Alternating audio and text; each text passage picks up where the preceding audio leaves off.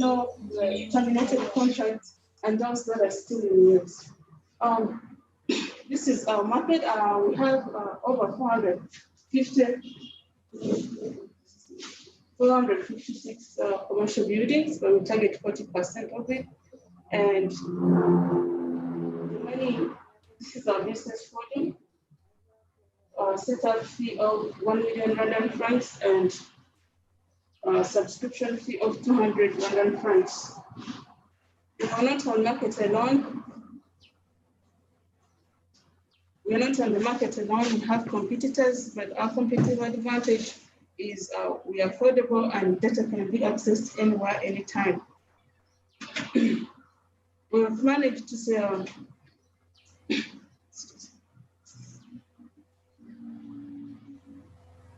We've managed to deploy our MVP, and also we have 4 clients on trial and 2 paying customers. We're asking for $33,000 in a period of in a run period of 12 months at a rate of 20%, and this is what we're going to use the money for.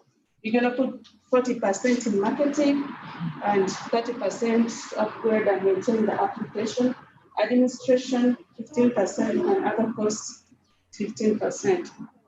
This is a progress. We've got legal documents such as the shareholders agreement, and we've also done some contracts. We have the go-to-market plan. We've also done some financial documents where we'll have a good business plan and also a marketing plan. And we've acquired some customers. So it's so far. And this is our team. Yasubza Patrick, the developer. The developer and co-founder. I myself, the co-founder. Omahoro Penina, our lawyer, Lieutenant Allen Member, Chief Operations Officer, and Sakamazat, our finance. Thank you. Thank you, Fiona. Those in the audience who cannot really hear well, please try to increase your volume to the maximum. We'll also do our best to speak louder so that you can hear us. Fiona, is there any questions for Fiona? Online or? Yes, bro, go ahead. So first, you said that maybe analyzing your competition, you said that you're affordable.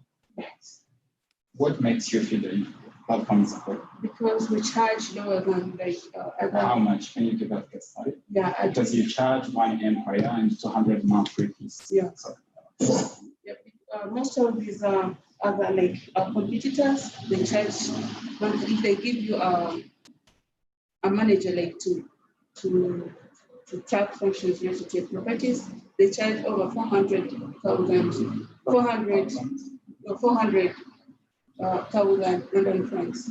But us, you give us a property, your properties, if they can be like 10 houses, but we don't charge setup fee for all those houses. We charge setup fee once, that's 1 million, we put on the data in our platform. Then all you have to do is monitor how your properties are functioning. Then the subscription is on each and every building. What factors have you been considering towards that? We have looked at how much it costs for these people to keep the documents. So keeping these receipts. We have looked at how much they charge them to go keep those stuff, and we have looked at also how much our competitors charge to manage your property. So that's what we've looked at set our price. The reason why I was asking about the prices is the value for money. Maybe have you been comparing the money you're charging and the value for the services you're providing, if it's really worth it? Yeah, it is, because it's really hard work putting in all that data, that information, because we can't do it alone. Of course, we have to hire some manpower to do that. Do you have some people people who have gone out there to those houses and collecting those informations. How do you? We don't like we first do a deal with you. You agree like use our platform. Then after that, we give you 1 month. That means the landlord need to fill the information, the data through it. Yes, through our system. That means he's going to do the work and then. No, he's going to give us the work to do it, like to put in the data in the Who is system. going to fill the data through? Our employee. They're going out there to the property. No, we do a deal. You give us we give you the platform. When you accept, then we sign a contract. You give us the data. Okay, they don't go house to house. They changed. So that means I may not give you the ones because maybe tenants are changing. Yeah, that's what I'm talking about. Do I have to always update and fill my data that I have in such interest? Yeah, because if we now what are you doing now? So what is the solution? Our solution is we're giving them a platform that will help them monitor how their properties are working. In case like you put in all that data, okay? After putting all that data, things like they calculate themselves, so you know where you are right now. In case you get a new tenant, you just add a tenant, okay? Because the last tenants we've like done them, we've already like put them in the data, you have them, so you know how much how much money you're demanding them, okay? Like if they are tenants and they haven't like paid, you know how much they have, you know how many active contracts are around, so you know how many. If I'm a landlord, but I need to know all those things because if I'm the one to pay them, that means I already know it. So I don't understand really your solution. The solving really. Or maybe you can describe where your problem statement so that I can. Like what we're solving right now, we're solving this tendency of managers giving the wrong information. Why? Yeah. Is that different? Because if they are paid for that, so on. Yeah, because like people, so like you can't. If you are the owner and you're not around, someone is going to give you like wrong information. Even if the person is going to for those managers who are giving, because I'm not understanding the size of the problem, maybe the real value and the size of the program in the market, because in case you need to convince the people to use your platform, that means you should have very tangible and worthy things that they can invest in. So I'm asking, the numbers that managers are doing wrong so that you may collect? Maybe it's a little problem so that people can even ignore it. It's fine. Yeah, like lots of people do that, but right now we don't have like the number of people who are doing that. The exact number of people who are doing that. No, we don't have. So that means you don't know your market now. So the market is not always commercial buildings, because maybe some of them they like have really nice, well-working managers, so they don't need the platform. But the managers also like can use it. It doesn't mean like the owner only is the only one who's going to use it. If you have your manager, okay, like in another of saving time and saving your energy, you can get that platform, okay, and then your manager can use it.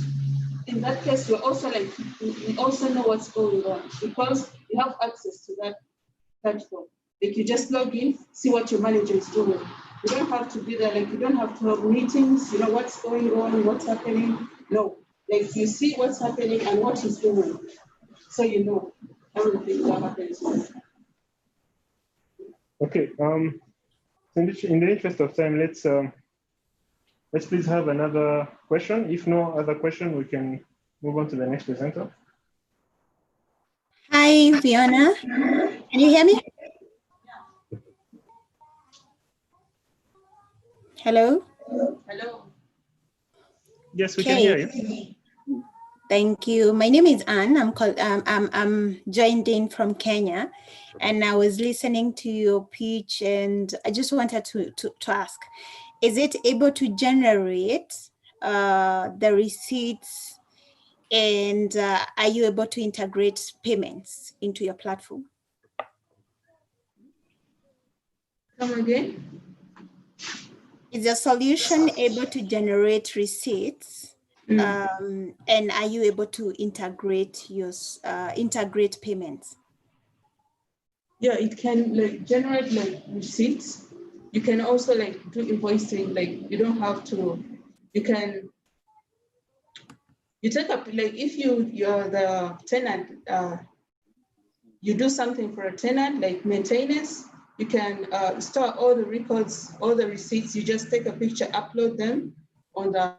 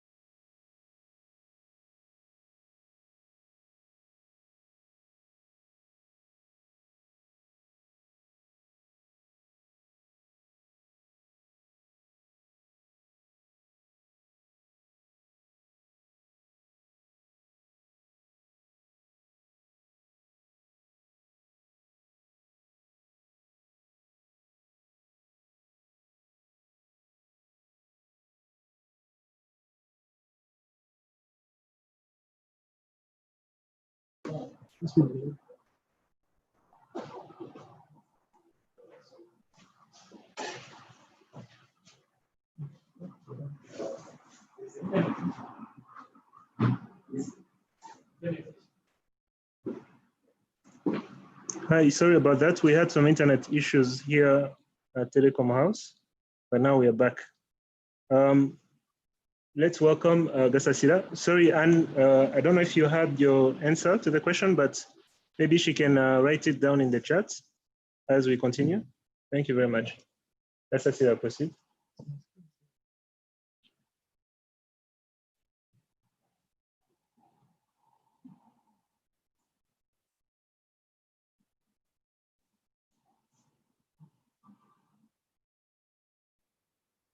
Okay, go ahead.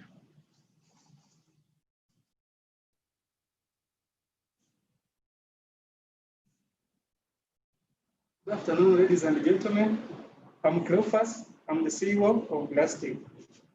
GlassTech is a company that recycles and redesigns glasses. It was one of the worst evenings I experienced in my life when I was working with my brother Pascal and he stepped on the glass and that glass cut his leg. The whole family was not happy at all, and the whole blame was on me because I was the only person in the family who was working in a construction company that specifically was dealing with glasses. As the family was taking care of him, I went ahead also to find out what to do with these glasses. And I went on to make research. I came to realize that it takes the whole million years for glass to decompose in the soil, which really contributes into environmental degradation. This is according to the New Hemisphere, the Department of Environmental Service. There is also high transport costs spent on glass wastes by glass wholesalers transporting these glass wastes into their respective landfills. There is dustness also of glass buildings, more especially in the summer. And as a result of this, we just like GlassTech, we thought of what to do, and we came up with the solution of making a polishing machine. This polishing machine helps us to around 65% to make glass products that we make out of those glass wastes. And these glass products include glass tables, trophies, TV stands, cake stands, and different pulpits and different other products as needed by our clients. We also thought about bringing the service of glass cleaning to deal with the dustness that affect people or glass buildings, especially in the summer. There is a available market, but we are having different segments. The first segment is about the market of the money that we expect from different people that may buy our products. And at this time around, we are only targeting 48% in 1 year. There is another segment of available market that is for people to buy that may need our services for glass cleaning. Here we are only targeting only 3M. We're also having another segment of 10 million for people who may need our services for polishing the service done by the other machine that we made for ourselves. And here we are only targeting 2.5 million in 1 year. It's how we make money. We make money as a result of selling our glass products. Where prices vary accordingly. We also make money through offering cleaning services where we count it in a way of charging 500 francs per meter square. We also make money as also a result of offering polishing services done by our machine, where we charge around 300 francs per meter square. We have made traction, and we at least have survived, or we have secured 1.2 million in 1 year. There is also some people are also on market are trying to make it, but for us, the special thing that for us, we are the people who only make our own polishing machine, and we also make affordable products as well as offering cleaning services.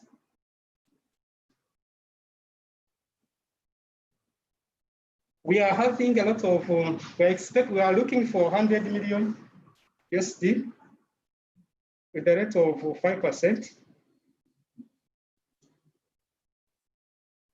This takes us to the activities that we have been doing, where we have made a lot of things, but in summary, we have tried to reach different milestones, how we have managed to make our products, have managed to have interns in our company, and we have also made a prepared business plan, and as well as we are done with legal documents. I want to present to our team that is behind this vision. Myself, I'm the founder, and I'm in charge of production to make different products. And Anatol is in charge of marketing. Gloria helps us with financial documents, and also Manzino Saint is our legal representative and has helped us to deal with legal documents. We thank you for your kind attention. Okay, thank you, Gasasira. I now welcome any questions from the audience. Any questions? Yeah, sure. We have a question here from Israel. Is asking what services do you offer in construction services? Thank you. In the construction services, we make partitioning of buildings, and we also help in making like any part of building that requires glass. We really help them in those services. That's in the summary.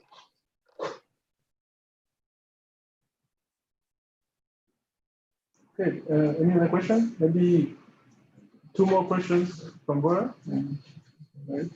So maybe your presentation lacks something like your market, because you talk about money, but who are your target customers? You then provide them so that you can understand that those are your real customers. So our target customers are, we have target different segments. Each segment is having its own customers. We have those people who would buy our products, including sports federations, different schools, and construction companies that need our services. And then when it comes to How many? Yeah, they have different. So you don't know the size of your market in terms of numbers and what you can earn from them. We already know the size of the market, but according to different how can you know segments, the size without knowing the number of customers? I said that the number of customers are varying according to, we know the number of sports federations, we know around 504 schools of five of A level, those who expect, and we are having some other numbers. So each segment is having different numbers. I think that in your presentation, you should present them so that you should specify that these are our customers, schools, federations, so that people understand who are you targeting. So the second one is you say by your uniqueness and by comparing yourself with your competitors and say you are the only ones who are making their own polishing machine. Okay. Am I right? Yeah, so I think that's not right. To make your own polishing machine doesn't add any value to your customer. So you should maybe talk about if there is any other uniqueness about your machine. Is your machine maybe better than others? So like to say, I'm the only one making my own machine. We customers don't care if you're making it, if you're buying it. So that's my uniqueness really. It's uniqueness in the production, but not in terms of that you can tell people that regarding my product, I'm making my own machine. But if your own machine has any other factor which is better, which makes it better than others, maybe you can specify that. But to make your own machine, it's up to you, not up to the customers, or maybe not to the investors. So we really don't care about what are the tools you're using if they are not adding the value to the product. So I think maybe much focus should be put on the product, and you pitch the product and the team. Thank you. Okay, thank you very much for that. You can have one more question from online. Thank you very much. We have a couple of them online, but I think I'll come for first one. Israel had a follow-up question. No, it's Janvier. Was asking, the business is good, but how do you promote your business? People need to know you. That's maybe like I can take it as a comment. But there's a question from Jun-san from Japan. What's your sales projection for the next 1 year? That's a question from him. You see on that, I'll run very fast. For Benjamin Manishime from Irish Hub. Glasstek, among your customers, who are the potential ones? Maybe go for that, and then I will come up with only one question. Then we call it a day. Thank you.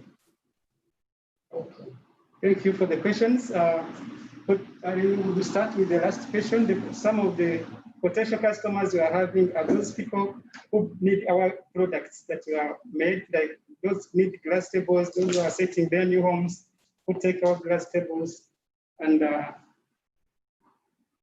some other products, also even including those people who need TV stands.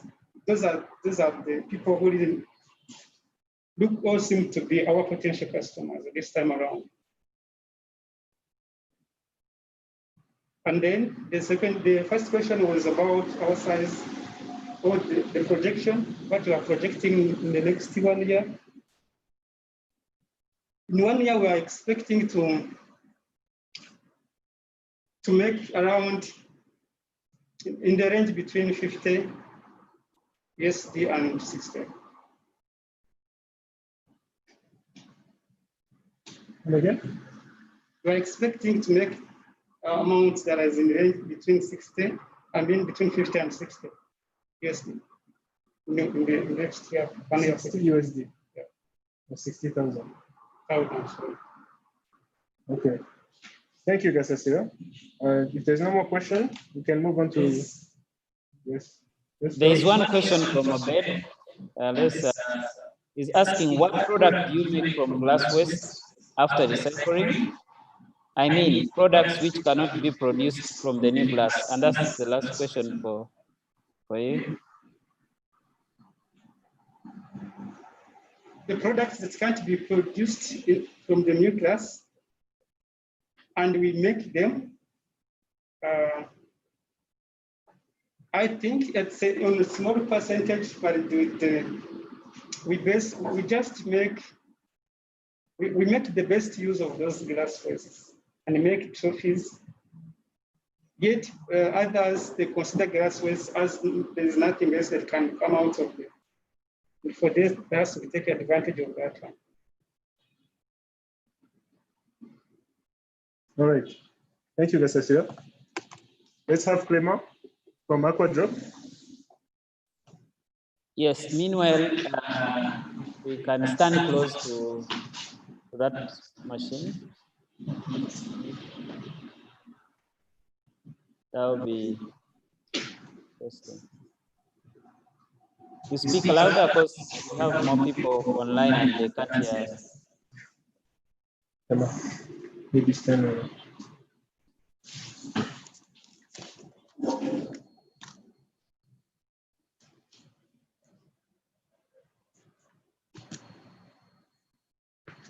Good afternoon. By the name of Clemagat Sinzi, founder of Aquadrop. Water is life, and clean water means health. And yet, in Africa, around 200 million hours are wasted by women just looking for clean water. And globally, 1 in 3 people don't have access to clean water, according to this organization. And we are still having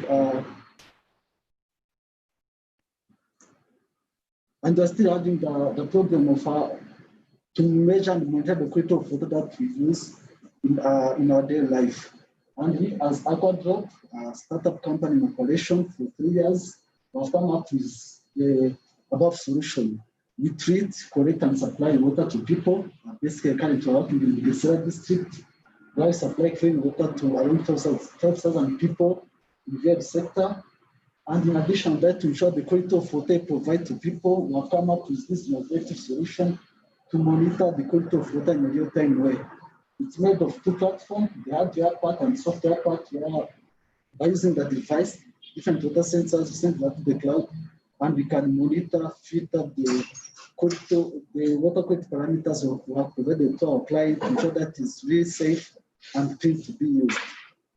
And in addition to that, we educate people on WASH, water sanitation and hygiene, educate people on proper use of water, sanitation and hygiene. So this is the demo how our web platform works, where we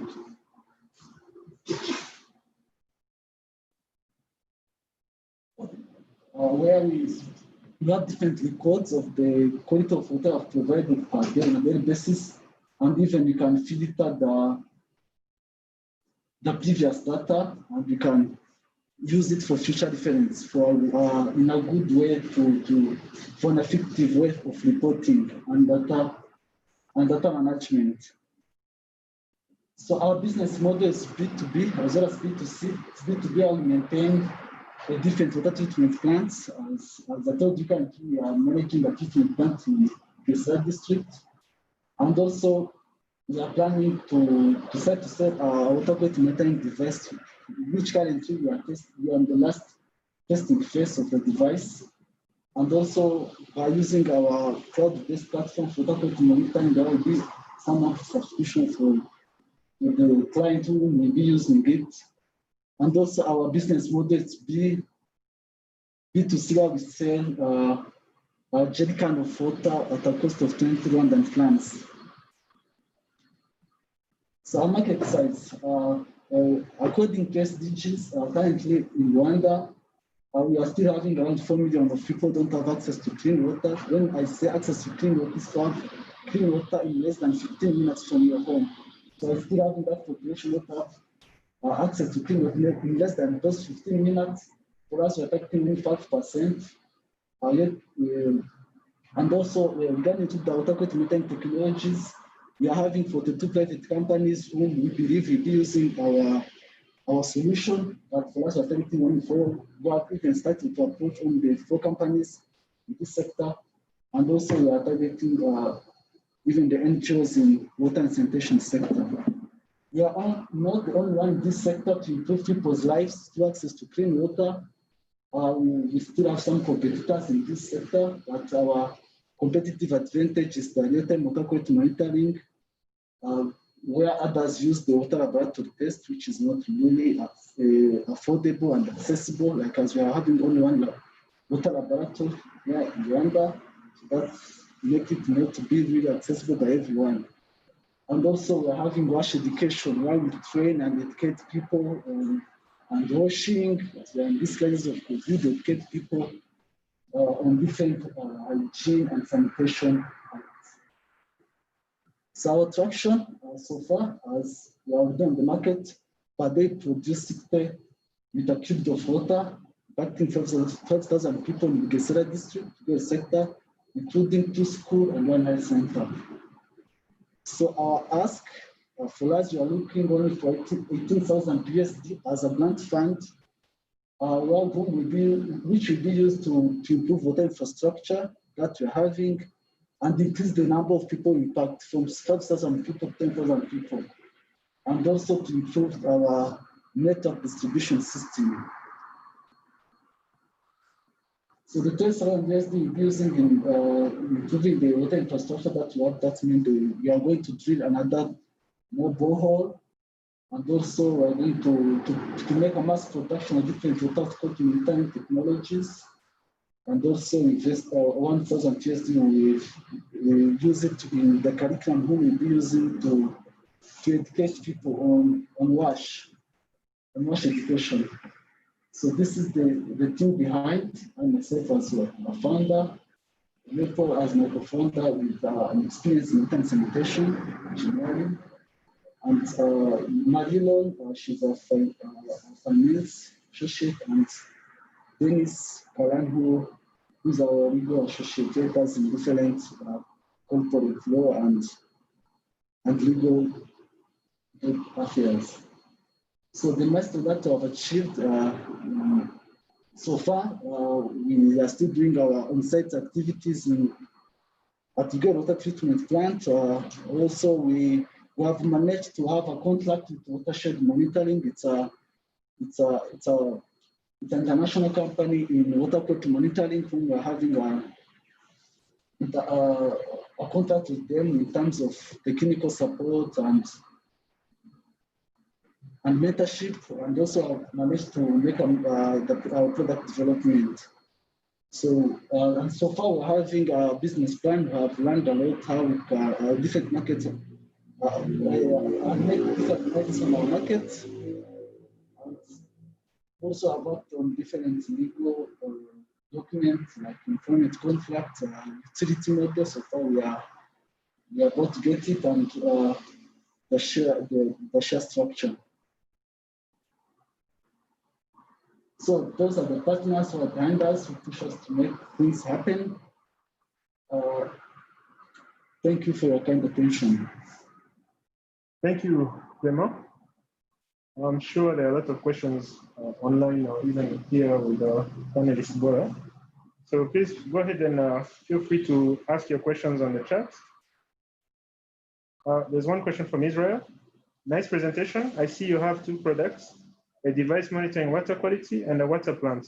Which one is your main focus? So in this sector, I can't say like we have one focus. All the products they goes together, as it is just to improve and to provide clean water to people. So we treat or we extract water from we treat and collect water, but before supplying it to people, we have to ensure that it's really safe to be used. So before we used to travel from Bugesera to Osak, here in Kigali, just to monitor the basic water parameters, but by aid of our device, we can monitor that quality of water without making those long miles here to Kigali. So our focus, we are not focusing on one of those products. We are all of them are like supplement of one of another.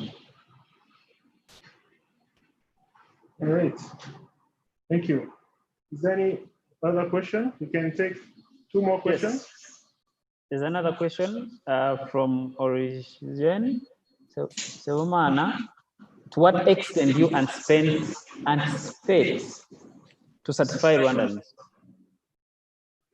I personally, as the company. Thank you for that question, but like it's not possible that we as Aquadrop can satisfy the water demands here in Rwanda. And that's the reason why for us we are targeting only the 5% of this population that have access to clean water less than 15 minutes from their home. So for now we are targeting this population, but as you are growing, we are going to extend that number.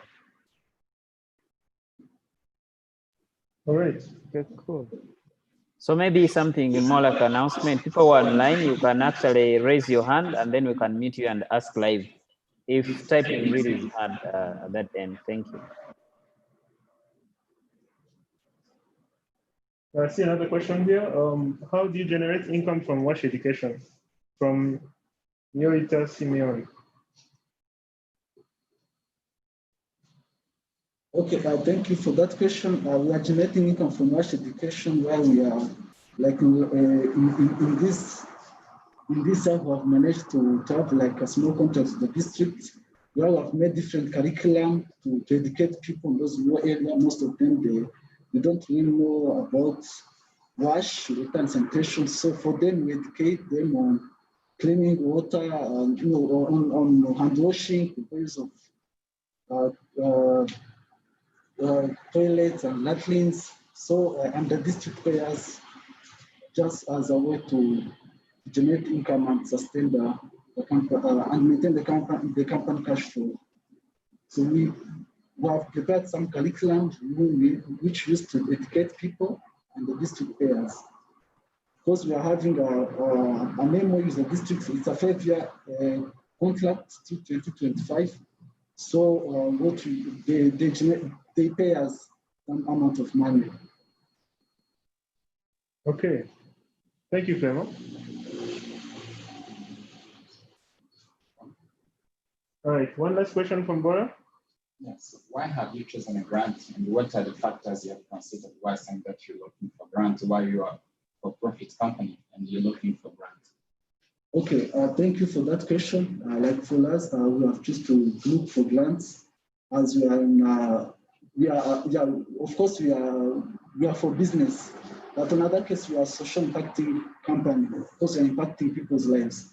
So based on our purpose, so I think maybe you are worried that you can't pay back the investment. So you are worried that you are not making well a business, so that you need some people to give free money for that. So why grant really specify what the grant? To be social impact doesn't budget to grant, because you should specify the strategies for grant. But if you are for profit, you have to show the sustainability of the company. Even if there might be the grant, but it should sustain itself. So I don't understand really what is the significance of that grant. So the significance of the grant, like for now, we are having a treatment plant, which produces 6,000 liters per day. And the district pays on a monthly basis for the cost of maintaining the treatment plant, educating people on wash, education. So that's why we're looking for grants. It's just to scale up or to increase the number of people impacting in the said district. So we have to build another borehole and to increase the cost of water. You increase the revenue, so why grants? Why grant? The reason why for us we are looking for grants when it comes to water, like somehow are quite challenging. Like even if we are having those 12,000 people, there are some people who are who can't afford to buy that to buy a jerrycan of water at a cost of 300 francs. And regarding to the presidential order, everyone have access to clean water. So that's the reason why, because we are not like really having a stable level regarding some people and the economy, and even are not. That's the reason why we're looking for grants. Because there are some people who can't even afford a 20 coin to buy 1 jerrycan of water, and you can't refuse to give them water. So they get it for free. So as to sustain a project and increase the number of people who can get it, so that's why we're looking for grants. Okay, maybe you can talk to Bora after and can give you more hints on the strategy to use. We take one last and answer it very shortly, please. It's can you be specific again on how you generate income? Just give us basically your revenue stream, how you make money. So the way we make money, we are paid by the district for maintaining their water treatment plant in the Gesera district, and also we generate other money in selling water, where we sell water at a cost of 20 francs per jerrycan.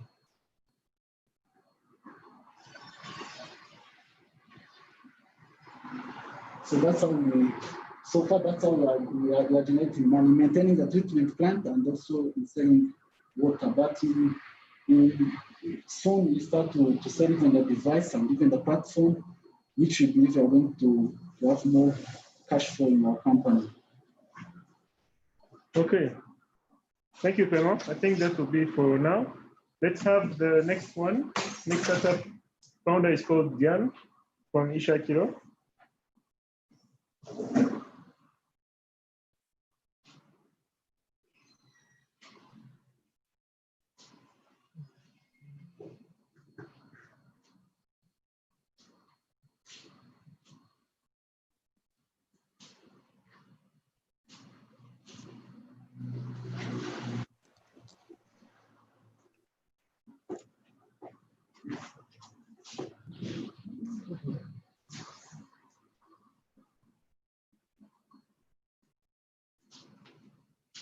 Good afternoon, everyone. I'm Diane, the COO of Shatiro. Shatiro means searching for something. And one member of the team lost his ID when he was about to undergo a driving license exam. And to the process of getting new document, it was really long process. And him and other people in Rwanda face problems like there is no trace of lost documents, whereby when they lose their documents, they can't really know where did they misplace them or where they forgot them. And there is no specific medium where they can announce their lost documents. And the time of getting new documents is time consuming and very expensive. That's why we came up with a solution. It's a web application which will help users to search for their lost documents, to report any found documents, and to save their document details. So in case they lose their document, they can use those details they've saved to search for their lost documents. So this is a little bit of how the web application works. You go through the web, and you are able to report any found document or to search for your lost document. Over 45,000 documents are lost every year, and which is the market worth around $163 US, and we immediately targeted 30% of the market, which was around 32.6 US. And the competition we have, they are adult sites that do as what we are trying to do, but for us, we trace those documents and we direct people to where those documents are kept. We charge 3,000 by any found document, and we give 1,000 Rwandan francs to the person who recorded the documents, and we get to the remaining 2,000 Rwandan francs. We are looking for 75,000 US dollars with the equity of 80%, and we expect to break even in the third year.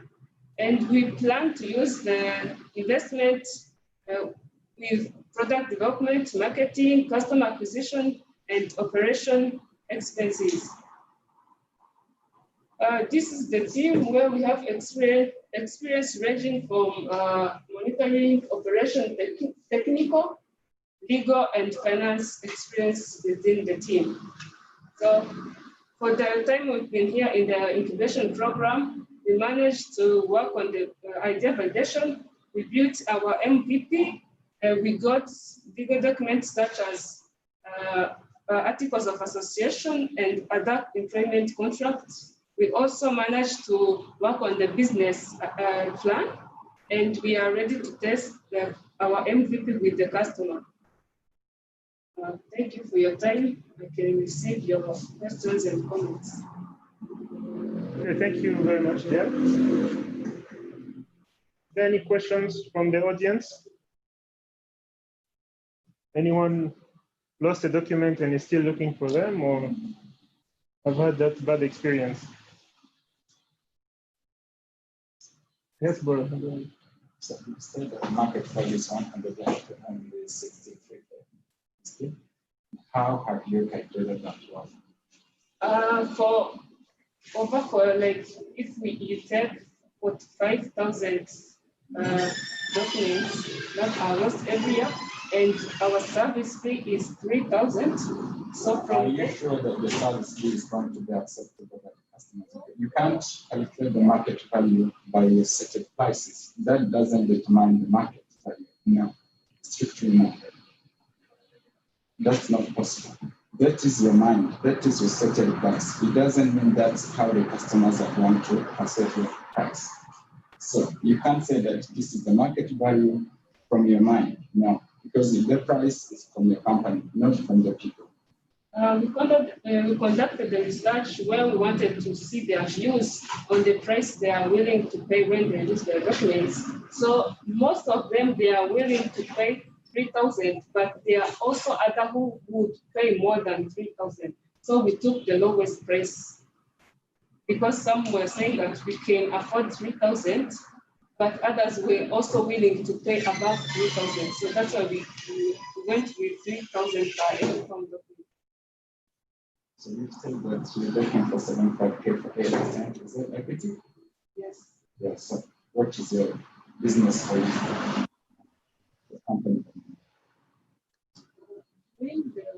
The value of your company. Because 75 for 8. Why do I have to invest 75 for 8? Why 8%? Why not 10? Why not 15? Like the value will correspond to the stake we have in the company. So what is the value of your company? That's what I'm asking. Maybe I will look into it that more and get you back to you with the right answer. But for now, I'm not, like, I don't have right answer for you. Okay, thank you, Bora. There's a question from Jean Damascene, who's following live on YouTube. He's asking, the partnership with the police is not done yet? I remember, like, this person has been following up with us. Yeah, the partnership with police is not yet done. We are trying to look for a way to partner with other institutions which will help us to get police directly. Okay, there are 2 questions online. Oh, sorry, 3 now. So first is, thank you, Shakiro. When any document is lost, people give announcement on radio and they promise a reward to anyone who might find it. They also give a motivational reward so that happily people can report that the document to your platform. Okay, answer that one. Like from our motto, we give 1,000 from the service fee the owner of the documents will pay when he's or she's getting her or his documents. So we give 1,000 to you if you report any found document. All right, and another question from Tadim. You said that you use 32% of the investment for customer acquisition. Could you tell us who are your customers and which strategies are you going to use to acquire them?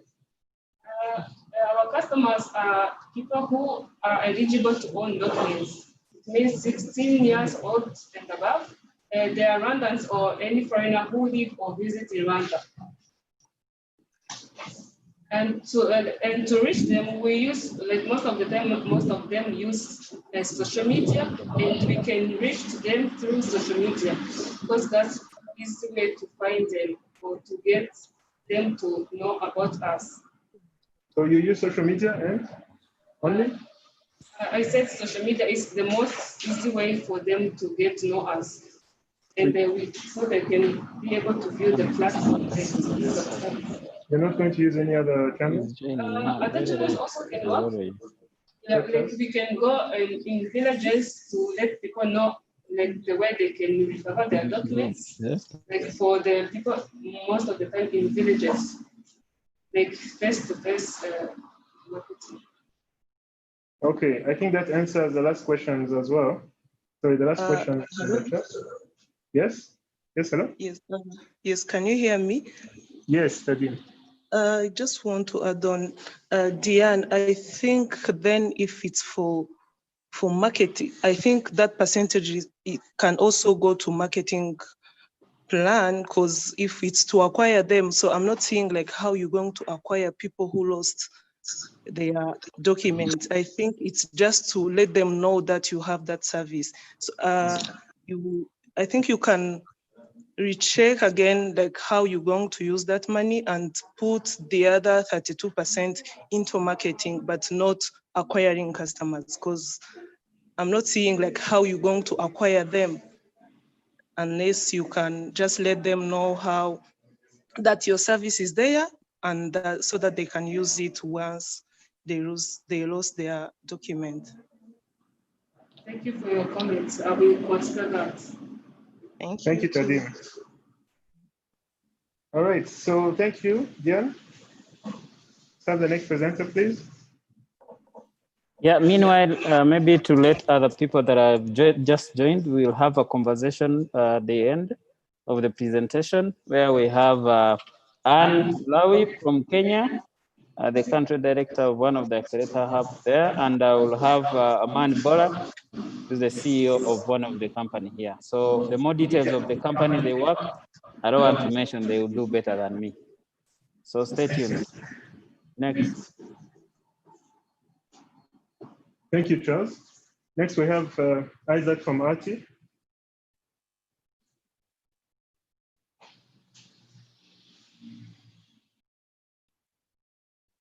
Good afternoon. So my name is Moragano, and I'm here to present our company. The reason why we started our company was to solve a very big problem in the random book publishing industry, which is mainly the one that the authors and the readers are facing. So it is very hard for the authors to actually get their book on the market because of the high printing cost and the low market for them to actually sell them, which also results for problems for the readers because the price of the books is very high and the places that they can get them is very high too. So, like as I said, these are our problems that we are trying to solve for the book publishing industry in Rwanda.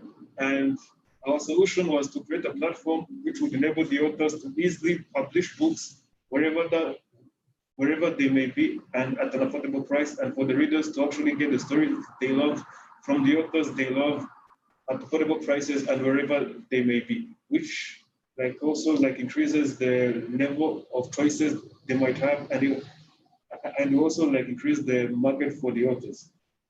The market that we are trying to target is mainly people who are using the internet in Rwanda. They get that from the PC or the mobiles, but specifically people who are aged between the ages of 18 and 30, who are students or they are employed and who have an average income of 30,000 Rwandan francs and whose main hobby is reading. Our demo is basically simple. All you have to do is to log in, is to enter your details in the platform and create the account to actually log in. And when you log in, you get to browse from a list of different books which have been uploaded by different authors, by different genres. And when you actually see the book that you want to read, all you have to do is to click on it, and instantly you will be taken to a page where you can get the book and also read it. You can see its author and its summary, and you also get to enjoy the book from your mobiles or your PCs. And after you read the book, and if you are an author, you have the option of actually submitting a story to the platform for the readers to start reading them. And it's an easy process. All you have to do is to enter the cover of the book and its title and its other details. And after that, you have to just to submit the book, and we will approve it, and then it will be available for people to read. So welcome, I continue. So far, our traction, we launched the beta version of our platform in late July. And so far we have 55 titles, and we are working with 20 authors, and so far we have accumulated 30 readers, but we are ramping up our marketing strategy so that the number of authors and readers grow accordingly, and from low levels to high numbers. Our competitors are basically, we are very good based on the cost effectiveness for the authors and the readers to deploy and access the content, and for the efficiency in actually getting the service to the authors and the readers. And we are happy to say that our platform has the high level both in efficiency and cost effectiveness. Our business model is basically simple. When a user logs into a account, by default they have a free account where they can access some content, and also but they also have ads on the platform. But when they choose to upgrade to a paid account, which is only 2,100 francs on a monthly basis, do you have access to unlimited content and no ads. And the way the authors make money from our platform is getting a fixed payment. Like every time a registered user likes their book. Our financials are simple. We have been using like 6.5 million random francs to make a market research and establish our MVP, and also to make our market validation. And our ask is that we are seeking 20 million random francs for 30% equity, which is going to be used in administrative and operations, and also growing the features of our platform, and also for marketing and inciting people to come on the platform as readers and authors. Our activities, like in the course of the incubation, was to create the legal documents and the financial documents necessary for us to actually get ready to be on market effectively, and for the platform to be deployed, and for the business to actually get the marketing campaign and all the materials which a startup can need to start its business model and be profitable on the market. The team is it is made up of Kevin and Pages and myself, and also Motoni Wase Arup and Rochelle and Misa, and we are very happy to work on this project and solve this very big problem in the book publishing industry of Rwanda and beyond. So these are our contacts, and thank you for having us. We can now receive your questions. Thank you, Isaac. Let's now welcome any questions for Isaac. Arti. Is there any question, comments? How is the platform?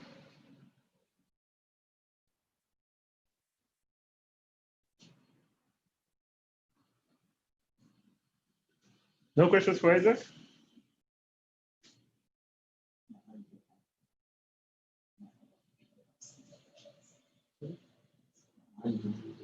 Okay, go ahead. You need to negotiate with the authors, describe so that you can, or maybe there is one platform so that they can upload the books without reaching.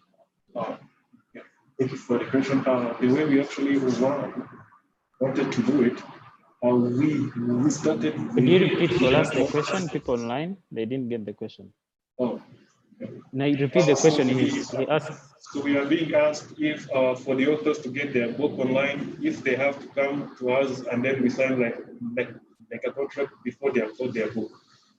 For starters, we wanted to use that model, but later on we found that it was very, very not flexible for people. And if we say that our strength is having an online platform on which somebody who writes books from anywhere can upload books effectively and in a very, very short time period. So we removed those constraints and we put all the agreements that we would want to have with an author in the terms of conditions. So when you register and you upload your book as an author, you have agreed to the standard terms and conditions on the website, which all the authors are. So what is your copyright policy?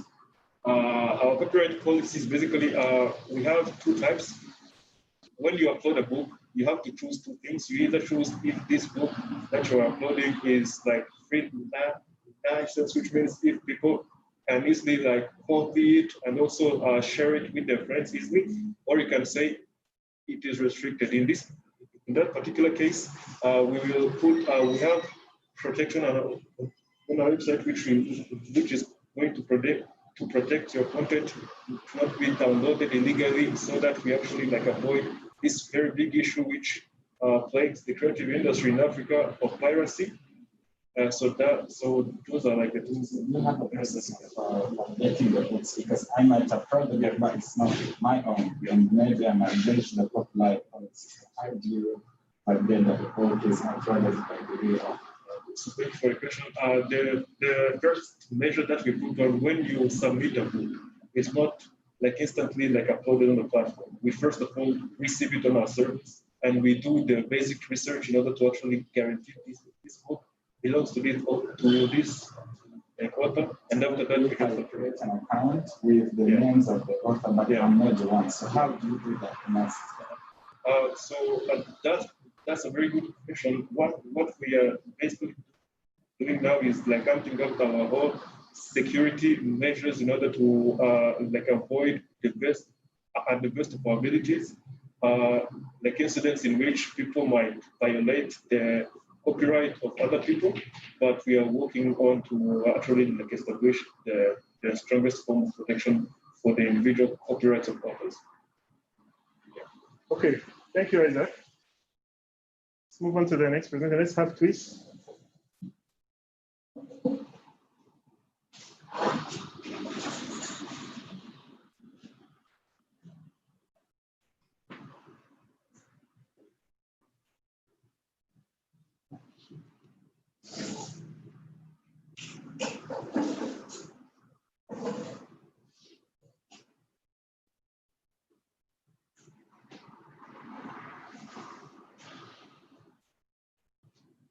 Good evening. My name is Desi. However, I'm the CEO of TWIS, and TWIS is part of Twisomere. This kid is called Hashim, and Hashim is a boy in my neighborhood. Hashim is struggling with reading and numbering. And this is not a problem only for Hashim, because 76% of third graders in primary schools do not achieve their proficiency level in reading. I mean, in Rwanda. And an army of 21 can't read a single word in a minute. And we have almost 3,000 primary schools in Rwanda, but the one with infrastructures are 69%. But for us, our immediate addressable market is 378 primary schools, which means schools with internet and computers. So we came up with a solution of equipping these primary students with age-appropriate and culture-related stories through their lifelong journey of learning. So this is how it works. This is how it works. This is the first is the homepage, and there is different books according to the class of the student. You have to go and choose a book. The student have to go through the book and read, and at the end of every book there is a quiz, so that the teacher or a parent can track if the student is really getting or improving in reading. Our revenue model is subscription. We have 3 different subscriptions. We have one for schools. We have also one for individuals. The first one is 700 Rwandan francs per 2 books in a week. The second one will be 1,000 Rwandan francs with 3 books in a week. And the third one will be 1,500 Rwandan francs when you get 5 books in a week. We, of course, we're not alone on the market, but our uniqueness of the value we're bringing to the market is that we have affordable books, and also we are leveraging technology. And also our library is totally online. For us, we are looking for investment of 142 USD with 7% equity. For the runaway of 5 years, and we'll break through on the 4th year. And the investment will be used to develop more content, marketing and sales, and also acquiring clients. So far during 250 for the 10th month we have been here, we have achieved in developing some content. We have an MVP, and in legal department, we have operated, we have done some registration and also drafted some legal agreements. And in the financial department, we have done a business and market plan. We have also done some tax and investment appraisal. This is the team. Ingabo Cliffisher is our CEO and lead writer. Me as the CEO, Himbaza Ive is our Chief Technical Officer. Prince Nyashuti is our technical operator. And Xavier Munzamurabaho is our lawyer associate, and Jay Lashane is our finance associate. Thank you. Okay, thank you, Daisy. If you have any questions for Daisy from TWIS, please comment in the chat or raise your hand and unmute your mic. What's the question?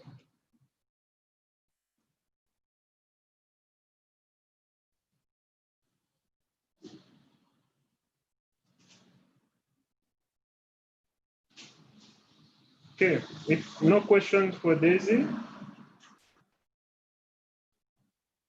Okay, Bora, go ahead. So you create the content.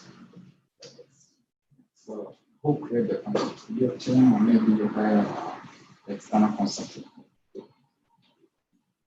Thank you for the question. For now, CEO is the one who has been writing the content we have, but of course, they are not enough to hit all the market. We need to also support different partners. So now, what are your strategies now to incorporate the copyright issues? Who is the owner of the copyright? The purpose of the content and the company itself? For now, we have not yet have the copyright of our books. You plan to? Yeah, we plan to. Strategies for your plan. That's what I'm asking.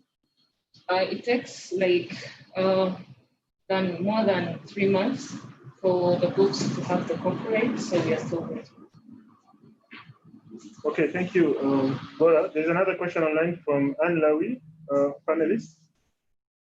Are they making any money right now? If yes, what's revenue streams? Then what are your revenue streams? How are you going to plan? How are you going to make money? We are going to make money through subscriptions, as we have subscription. We have 3 different subscriptions. The Premium, Pro, and Plus. There are 3 different subscriptions according to the books you'll be getting weekly. That's how we're making money. You'll be making money from who? We make money from schools and individual parents who want their kids to have access to the platform. Okay. Thank you, Daisy. If there are no more questions, let's move on to our last presenter today. From Anna. Yes.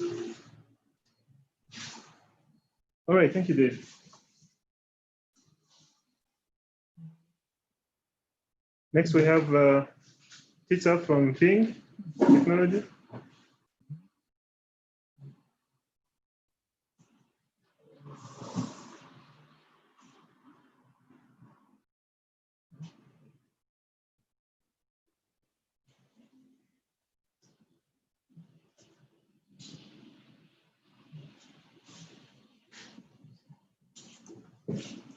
Ping, Peter, please go.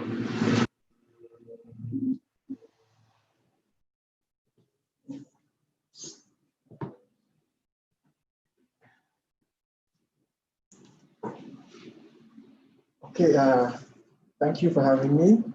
My name is Nzipoa, and I am the co-founder of Think Technologies. We're a team of productivity.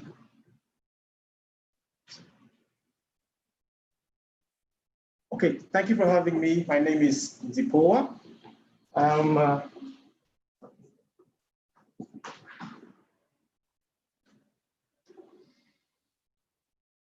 Thank you for having me. My name is Nzipoa. I am the co-founder of Think Technologies. We're a team of productivity experts, and we are revolutionizing the way businesses and individuals in Africa exchange financial value by simply reinventing digital payments. And to better explain to you what I mean by reinventing digital payments, I will use a quote from Theodore Adorno, who says, the task of art today is to bring that which is in chaos into order. And even though we're not the best artists at Think Technologies, we are going to bring the chaos in the digital payment space in Africa into order. People today are getting fed up with the complexity, the number and the complexity of the tools that are available to access and manage their finances in real time. And as a result of that, 57% of the entire sub-Saharan Africa continent is financially excluded. That is, we lack the resources to access and manage our finances in real time. This leads to about 66% of our adult population being unbanked. And because of this huge amount of unbanked people, financial transactions in Africa depend, 95% of financial transactions in Africa depend on cash. Now, the production of cash notes, circulation and protection of these cash notes weighs in at 2% of our annual GDP every year. This also presents to a businessman a massive opportunity. The fintech space in Africa is worth $144 billion as of 2020, and is projected to increase to 168 by 2025. Also by 2025, the internet penetration across the continent will be at 39.3%, closing in on 40. Smartphone penetration and cell phone technology would have reached close to 84%. Our immediate market, which is Rwanda, is growing at a fast speed of 46% internet penetration. With a population of about 12.5 million, massively used, this is a perfect environment for us to launch a fintech startup. So with that in mind, we came up with a solution of a digital payment platform and an inbuilt wallet, which allows users to upload money through mobile money or bank accounts and credit cards. And from this platform, they can perform transactions such as send, receive remittance, digital payments, and they can track expense records in real time. To better explain how it works, this is a demo of the application. We did a bit of market research and we found 93% of the market is positive about our product. You simply log into the product, and that is the screen where you get to upload a credit card, scan a code to make a payment, do cash out into bank accounts and other financial institutions. You can also create a profile and send group payments as well. Besides having an MVP, we also have traction on idea validation. We have registered our business and have all contracts and documents in place. We have done product market fit by testing our first version of the MVP, and at the moment, we are scaling up into our first beta product, version of the product. As far as competition is concerned, there's a lot of other startups on the market that are doing similar to what we do, but we have a superior product to what they have. We are deploying advanced AI technology.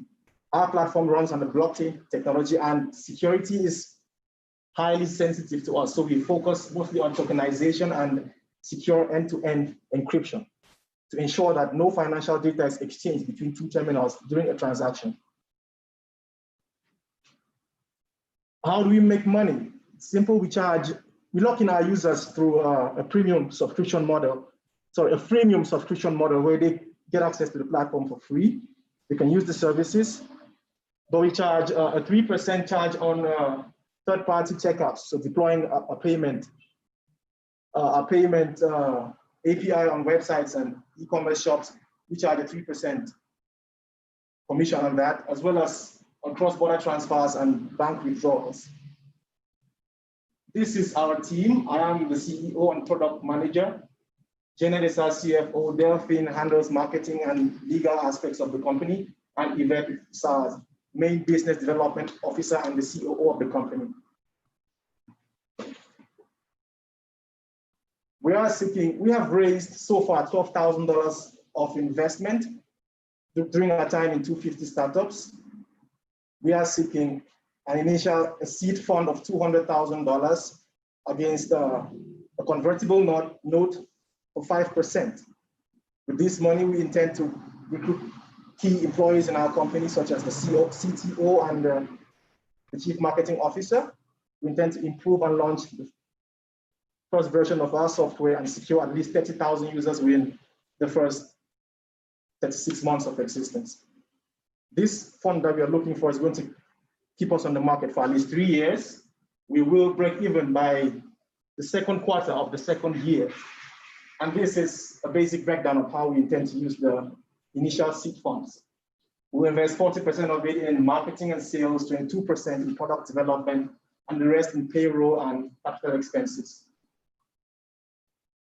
Thank you for your time. And please, if you'd like to know more about Pink Technologies and the exciting projects that we have, you can leave us a message, a call, or contact us on social media. Thank you very much. Thank you, Tita, for the good presentation. Are there any questions from the audience online? Okay, there's one question. I am Shadrach. I'm interested in your services, and your percentage you charge is low. I want to ask you, do you know your competitor? What are your competitive advantage? Okay, thank you for the question, Shadrach. I know my competitors actually. I have done extensive research. I think I've done more research on the competitor than I've done anything else. So basically, what keeps us separate from them, like I mentioned, is the technology that we use, which makes our product to stand out from theirs. Like, for example, we use artificial intelligence and blockchain to ensure there is extensive security on the platform. And then we also have an extra layer using encryption and tokenization. When it comes to services, we ensure that the clients get the best quality of the service that they can get for as low as possible, because just because others charge high doesn't mean we have to do the same. There's still an alternative for us to do the same business, make money, and at the same time impact lives. So that's more like what we are doing. Okay, thank you, Shadrach, for the question. We can take 2 more questions before going to the panel discussion. 2 more questions from the audience. So regarding the competition, you said that you're using the separate, what makes you separate, and then you mentioned like AI and advanced blockchain technology that you have. But I need to know the uniqueness in terms of customer perspective, because blockchain and AI doesn't matter on the customer side. So uniqueness should touch the customer needs. So how does AI and blockchain touch the customer needs and solve this challenge? Well, thank you. That's a sensitive question. Thank you. But actually, what I meant by these things is actually what makes us stand out from the competition in terms of technology. When it comes to the customer, and I realize I do understand that the customers do not, unless they don't see the technology, what they see is the experience with it. So we are building express your technology in terms of what the services customers are getting, because your platform should be understood by your customers, not by your developers. So you should have a way to express how your technology is benefiting the customers. That's exactly what I'm trying to do. Yeah, so with these technologies in place, we also ensure what the customer sees is the user interface of the application. And if it is not friendly enough and flexible enough and easy enough for the customer, then it doesn't matter what technology runs behind it. So we ensure that the user interface that we use is friendly, easy, flexible for the customer. The cost to afford all of this is really, really low. And on top of that, and that those are the challenges that the customers have facing, that the complexity of the systems, because some systems that are used can have most of the services that we say, even the banks, they possess them. So I'm wondering what is the uniqueness in terms of I, as a customer, what do I see different? That's what I'm getting at. So the user experience that you get, and I thought, okay, let's just get to the point. Let me use this simple scenario. If you wanted to pay for transport right now, the most likely application you use would be Google, right? And if you wanted to pay for a movie ticket, you have to get another application. And if you wanted to pay for food, you have to get another application. If you wanted to buy something online, you have to get another application. But what we are developing right now is an ecosystem, like a mega application, which has an ecosystem of micro applications. So once you launch this application on your phone, you don't need to download another application to do another service. You want to pay for insurance with your bank application is already on my application. So that saves time, it saves space on your phone, it saves phone memory. All these applications on one application. Consider mobile money in the other banking system. They have bundles of those services in some package, like mobile money and like BKR. You can pay insurance, transport, and everything else on the packages, even some other services that are included. So that means if your uniqueness is the strength of the uniqueness is bringing all the services into one package and get it easier to cope with other companies. They are going to bring all the services in one package in 1 minute, and they have bigger customer base than you, and they own this market. So what is because your uniqueness is easier to copy and do it in 1 minute on 1 day. We should express how complex your uniqueness is, so that another company can do that, or a competitor can do. I will have to disagree with you on that point. Baker has its services, right? And the other banks, they have their services. And if you take both applications and you look at them, they are not the same. So how about you have a central locus where all these different applications with different services could be found in one location? I don't have to have the Baker app on my phone or the other banks app on my phone. I don't have to have 10 banks having 10 applications on my phone. I can just have one application. If I have an account in Baker and I want to use the Baker application, I launch quickly. If I have an account with which other bank do we have?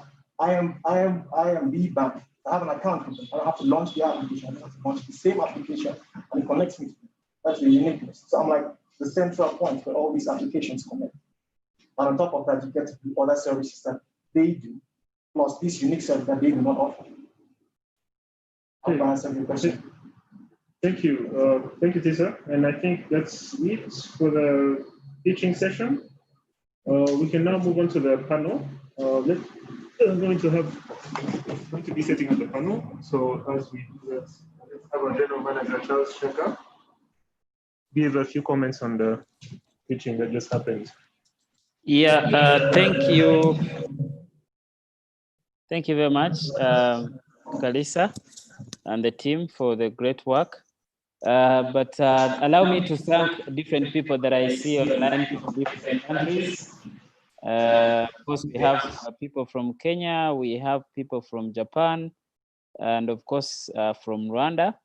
But we have Jonathan. Jonathan, thank you for joining. I don't know really where you are. Maybe you can type it down here in SMS so that I recognize where actually you are. But thank you very, very much, guys, for the questions and the comments. So today marks almost our last capital talk in the fourth cohort, whereby we had 10 startup company started early in January. And because of COVID, normally we do 6 months, but now we have done almost 8 months, more than that, because of this crisis. But meanwhile, I'll just take you through my guest that I do have this evening. And I have Anne Lawi is the team leader. I'll just take you through the bio as Kalisa set up there. And Anne Lawi is the team leader and the head of operation Africa for Pinj. I hope I pronounced that well, but she's going to correct me. Accelerator in Kenya.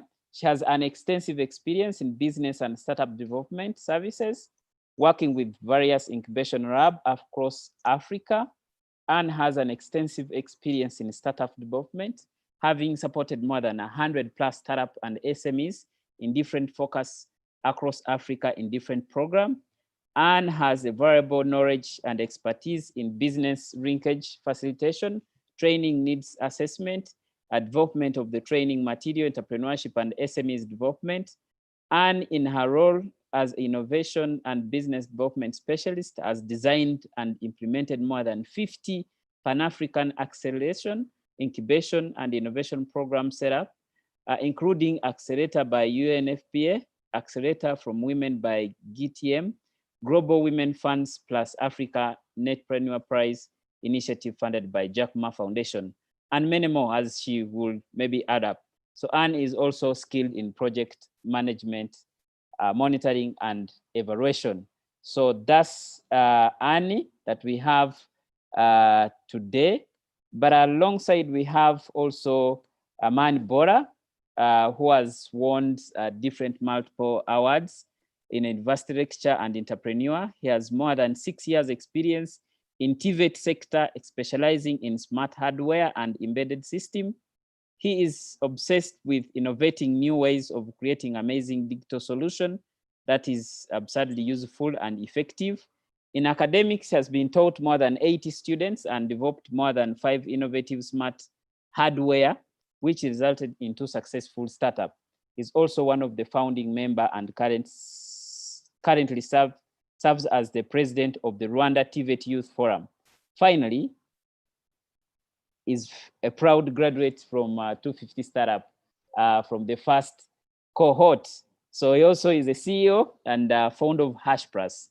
So allow me to move, and we go through our questions.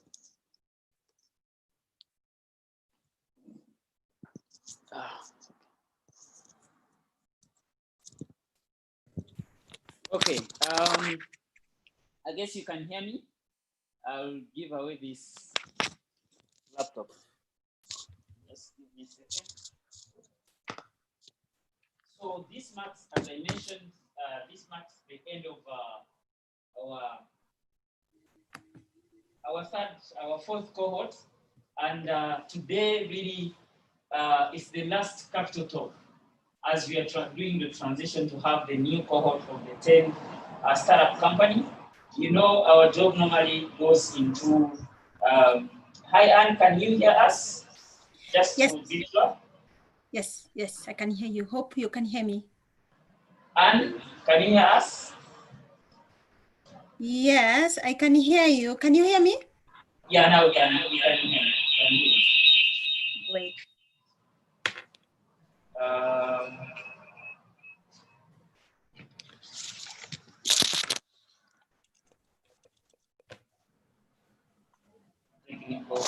Here. So Anna will.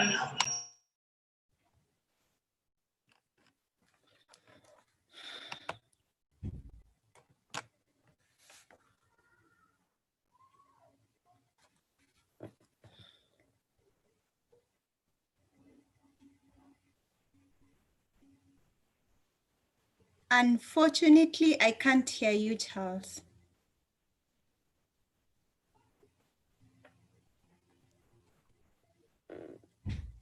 Can you hear me now? Yes. Can you hear me, right? Yep. Okay, I just wanted to ask you if, as a country director of an accelerator program in Kenya, can you throw more bit of what you do? What does the accelerator program does? When did you start, and how do you support the startup companies in Kenya? Thank you for that. As you have heard, my name is Anne Lawi. I work for Pangea Accelerator. So it's Pangea. We support entrepreneurs with competence, and that is technical skills, linkages to much needed networks, and finance. So those are the three things we support startup with. In terms of how we do it in cohorts. So I know all of you, you're very familiar with the process. We usually have different cohorts that we take through the program.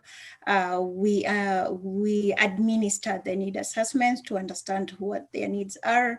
And after that, we do the individualized support and mentorship through which we're able to understand the technical support they may require, and in terms of the business model refinement, understanding the market segment, understanding the customer needs, and also understanding what investors look for and how to speak the investors' language.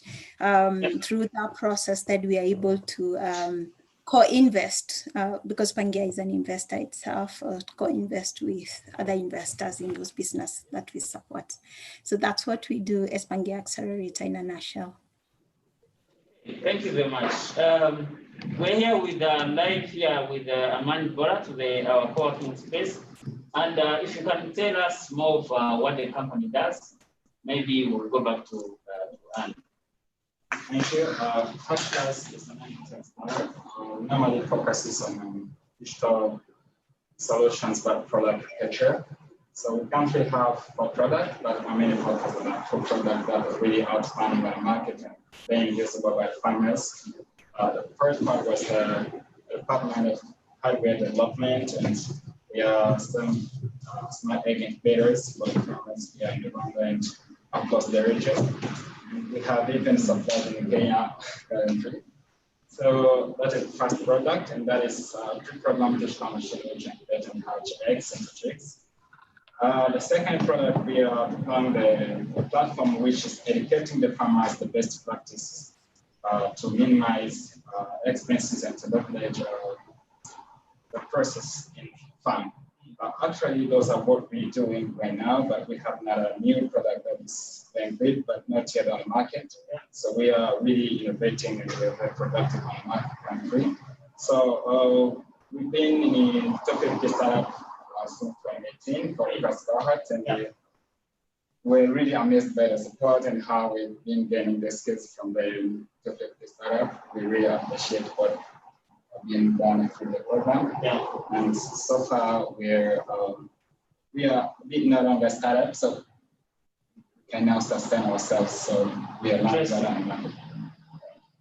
They can sustain themselves. As an alumni of 250 Startup, you know, you were here on this platform in 2018, right? For almost our first cohort.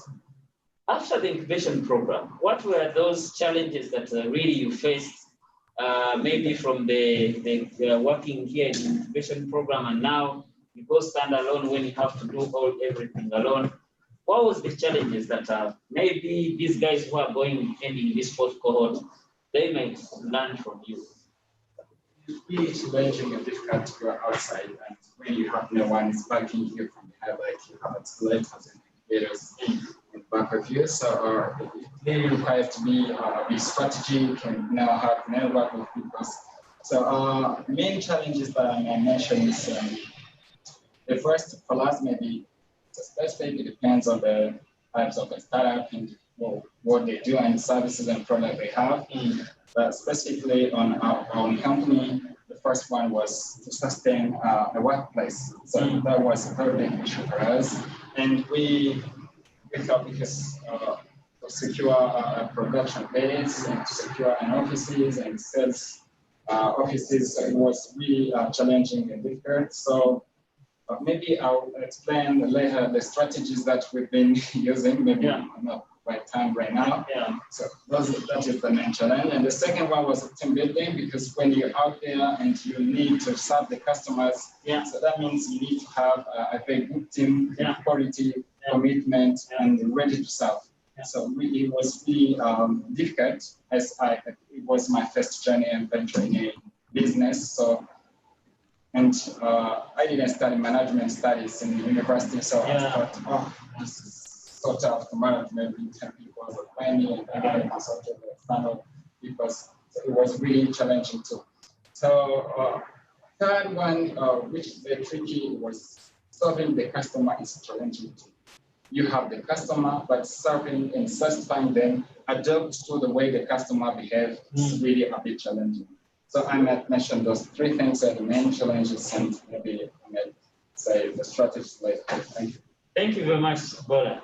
You mentioned that the office working space really challenging when you're out of the incubation, when you're used of the space, fully with the internet and everything. So when you go out, really it's challenging. And let me get back to you from your perspective as a manager, as a country director now managing the accelerator program in Kenya.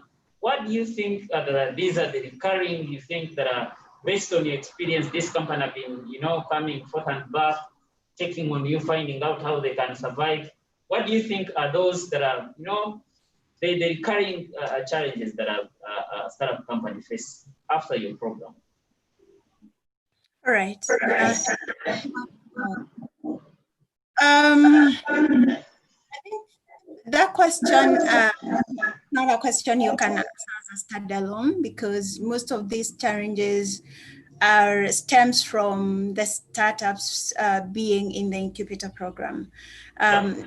Entrepreneurship is a very lonely journey, and when you are in a cohort, it feels like we are all here, we are doing things, you have each other's back. But the minute you leave the incubation, you're all on your own. So the most important thing for any entrepreneur, and we encourage them to do that, is how can you utilize the contacts and the network you gain from an incubation program? How do you ensure that they're not just contacts that you get, that you can utilize that? The second thing is that some research have shown that up to 70% to 80% of the startups from incubation fail, or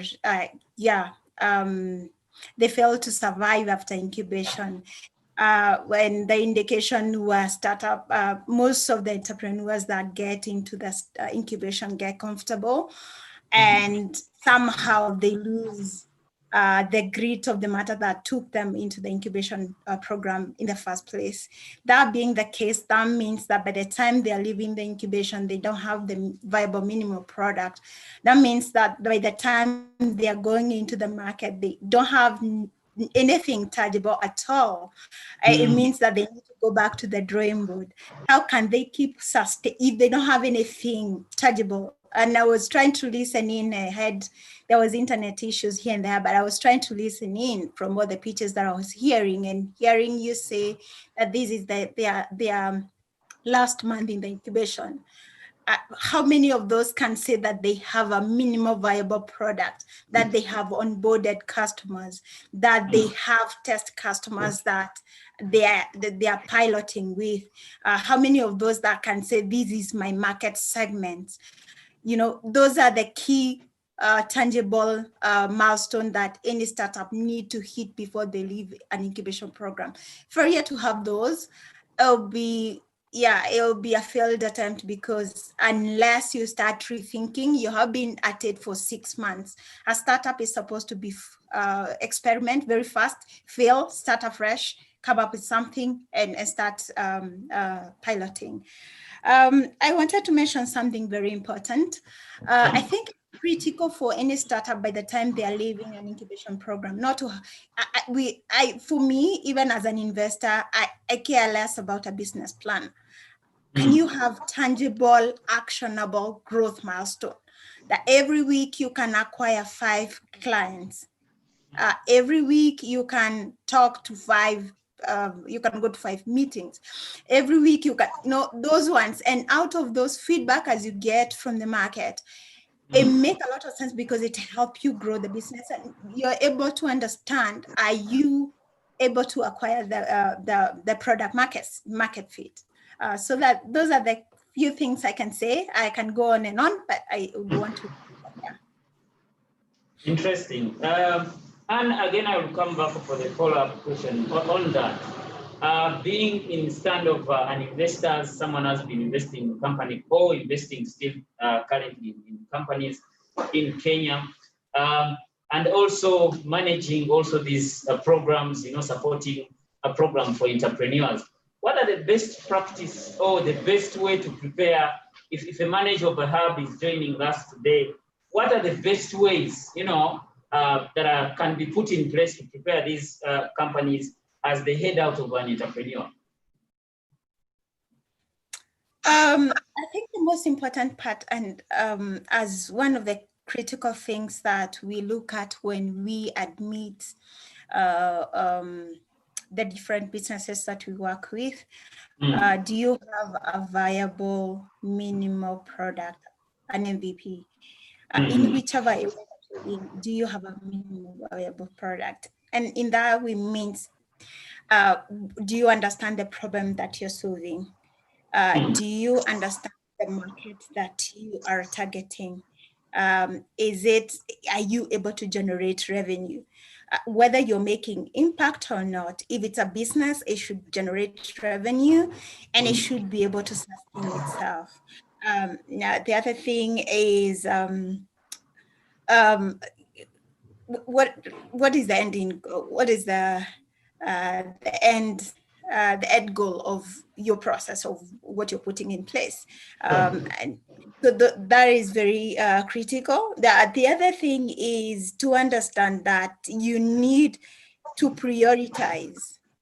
Sometimes you'll find entrepreneurs that they get carried away in innovating and not producing something that can be consumed by the market. So how do you prioritize, and whatever products that you put out there, one, someone will see the need, you are solving someone's need, and someone can pay for it because it's addressing a need. So for example, is someone, currently we are running an agri-tech accelerator program, and we have 11 businesses that are going through the program, and some of the businesses that solving different food securities in Africa. And key to that, I've seen some that are doing, I'm just picking one, have a solution of manufacturing avocado oil and importing. And the problem was, in Kenya, we produce a lot, not only in Kenya, in Africa, we produce a lot of avocados. But these avocados end up being waste because when we are producing, in that season, there are so many, we are not able to consume and export all of them. So there stand a chance, or there was an opportunity for them to pick not only the avocados, the ones that can be manufactured, but also they pick all of them, even those that have defect for importation, for exports. They produce avocado oils for the local consumption, consumptions and exports. That on its own, when you see the impact it has, it increases possibility of farmers and improving their livelihood because they are able to get market for their produce. They are able to produce a locally manufactured product that can be used locally, but also targeting export market. So even as the businesses that I had pitching, you need to think globally first, and then start locally. So whatever you're doing, can it go outside Rwanda? And I was trying to check the population of land, and I know around if I'm not wrong, 18 to 25 million. And I was wondering, are you thinking of markets outside that? Because as an investor, they would want to know, as much as you're saying these are the numbers in Rwanda, how does it look like when you expand outside Rwanda? So that is also important to start locally, but also think globally, and also keep it lean.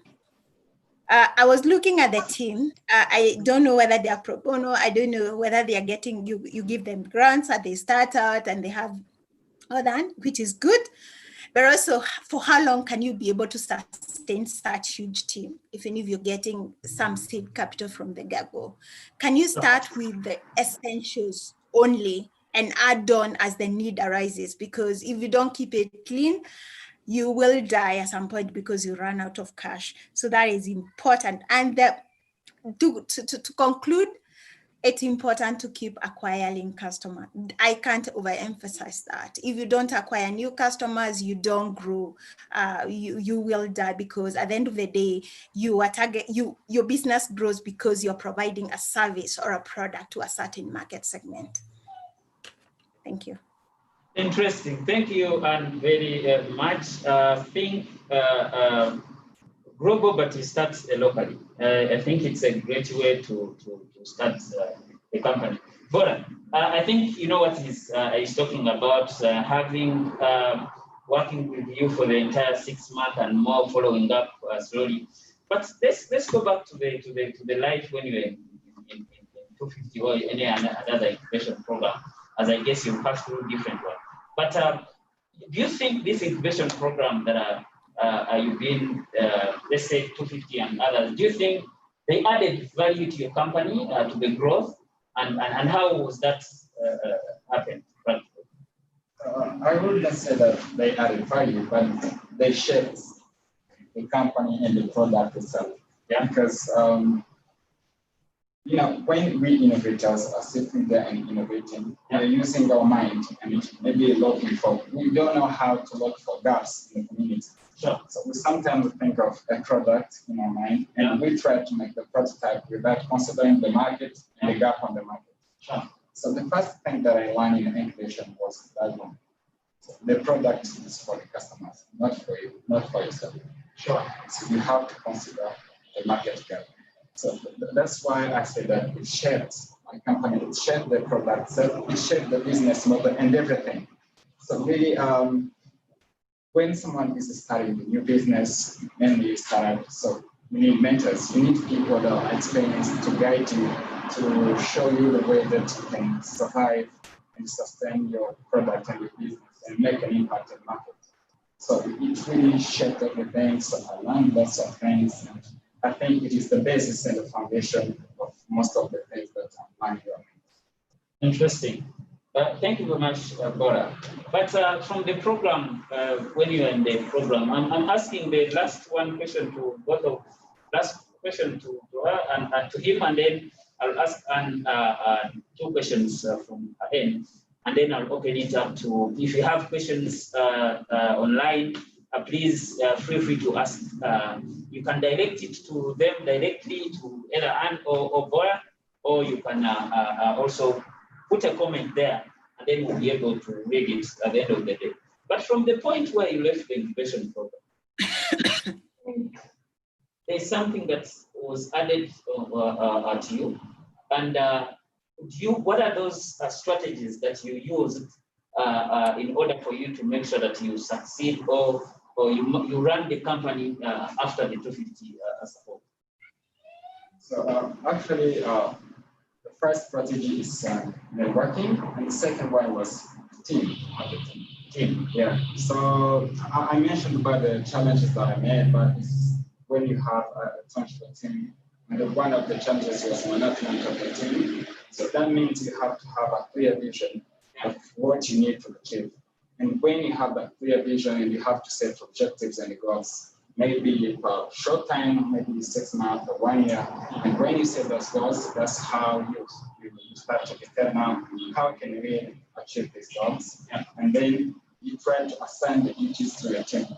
Because sometimes the startups, you don't need 10 people to sit in the office because you don't need to learn to bigger offices. Sure. With different things to facilitate business. Some of them, they work to their places.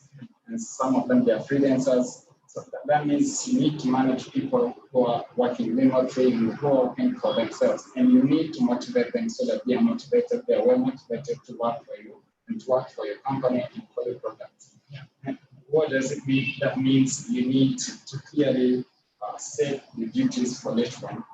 And you need to clearly have evaluation model to assess them. And you need to set the deadlines for those things that you should make. And that helps you really, it's a simple reminder to know that this one is tasked to do this, and should do this by Friday. And if this is not work done, then the one is responsible for that.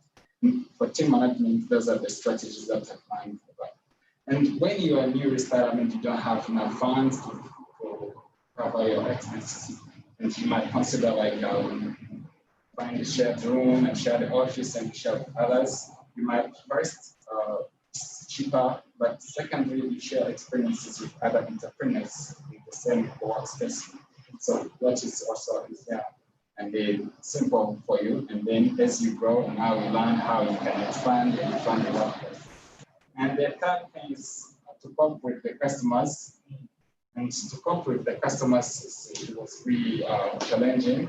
But one of the ways your customer is delivering. Now you learn on what the customer brings. And that gives you the value of the customer. And the customer is the boss. In simple words, is your boss. You're working for him or her. So that means you have to always consider the feedbacks. And we sometimes deploy some product to the customers, either for 3 months or for 6 months, without even any payment. And we need to have the feedbacks. And we need to hear from them what their perspectives on our product. And then we bring back the product, you have to review and you have to revise, and you have to consider if you require change of the team. And that's how the company grows when you get feedbacks from the customers. Actually, those are the strategies I think I've said there. And sometimes you don't need that much investment that these guys are amazing technologies and innovations they're making. But sometimes you might not get that 100,000 or $1 million US, but you're not going to stop working because you're not having that 1 million working. You can still work in tighter space. You can still work in tighter with very small money. You minimize the expenses and you try to focus on working extra demand. That's what I think. Interesting. So I'll do one question from Anne from your end. You know, you talked about how to prepare these entrepreneurs as they go out. But now in the picture of an investor, I know also that Accelerator program, you invest in these companies. Let me ask you a question concerning the investor. What do you, I know there's, some of the things, but you as an investor, what do you really look into in this company when you're trying to give them money? And if you give them money, do we have a chance to tap into your money in that accelerator program as in Rwanda? And how do we do it? Thank you. I didn't get part of your question at the end. Can you hear me? Yes, I can hear you. Okay, cool. So I was asking from the investor side perspective, what do you like? I know you invest in companies there in Kenya as a program. So if do we have a chance as Rwandan companies to tap into that money? And if yes, what do we need to put in consideration? If yes or no, either way, what do you investors look for in the company before investing? Thank you for that. Thank you for that. Now, actually, it's very direct. One, are you addressing a need in the society? For example, so some investors are sector specific, others are sector agnostic. They cut across all sectors. So, but the basic principles is: are you addressing a need? Is there a market for it? Are people willing to pay for it? Do you have a team to execute? Those are the building blocks for any investment. Going back to the need, you sometimes, and I was trying to listen, and I think 3-4 startups give very good numbers that this is the problem that exists. A percentage in Rwanda we have these. In Rwanda we have a population of let's say 20 million. Out of that 20 million, sorry. Go ahead, I can hear you. Good. Out of 25 million, 60% of the population are suffering from this problem. We are starting with this market segment because it's the low-hanging fruit because of 1, 2, 3, and then out of the customer acquisition process, we have been able to establish. People are trying to, out of 200 or 500 customers we have spoken to, 80% of those say they can pay this money, they can pay this because of this. So you have already validated and established that there is a market. You have tested and piloted with, let's say, for example, with a good percentage. And out of that, you're generating this amount of money. So the other thing is, and we have to accept that in our African setup as of now, very few investors will give you money for an idea. Yeah, sure. All the investors, even for our case, ourselves and the investors we work with, will give you money for an idea that is validated, that is viable, and it has potential to scale. And that's why for us, even as we operate, we don't operate only from a Kenyan confine. We are a Pan-African accelerator because we want to give the startup that we are supporting access to markets outside our country boundaries. Now, that being the case, those are the fundamentals for any funding. You have to prove that even as you innovate, even as you put together your product or services, think of those bare minimum as you put it together. So the other thing I wanted to mention or to put it out there is also, as you build and as you test out, make sure you put your word out there. And two things stand out: the people that you have, the early adopters, those people who believes in you, are able to give a word of mouth, the reference for your product. How do you make sure that they can be able to do that? Because if you give a service that add value, I'll for sure tell people within my circles that this thing is working. I give an example with one of the startups that I have worked with. They have an e-commerce platform that is providing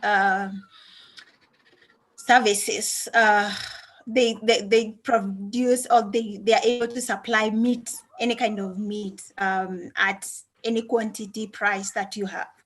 So one of the things that they were able to vary, they had done a platform before of managing livestock, but they identified that as much as we are managing the livestock, market for the livestock was an issue.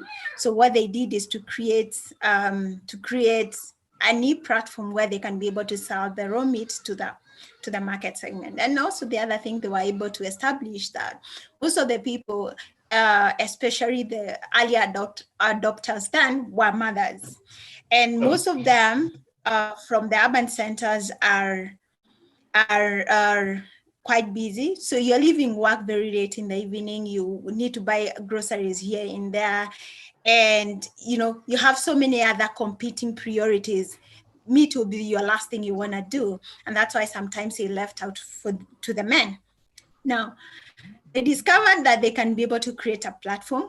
And out of that platform, they are able to reach out to the women who are able then to make decisions to buy meat, because that was left out to men, because for them, they have other competing priorities to take care of.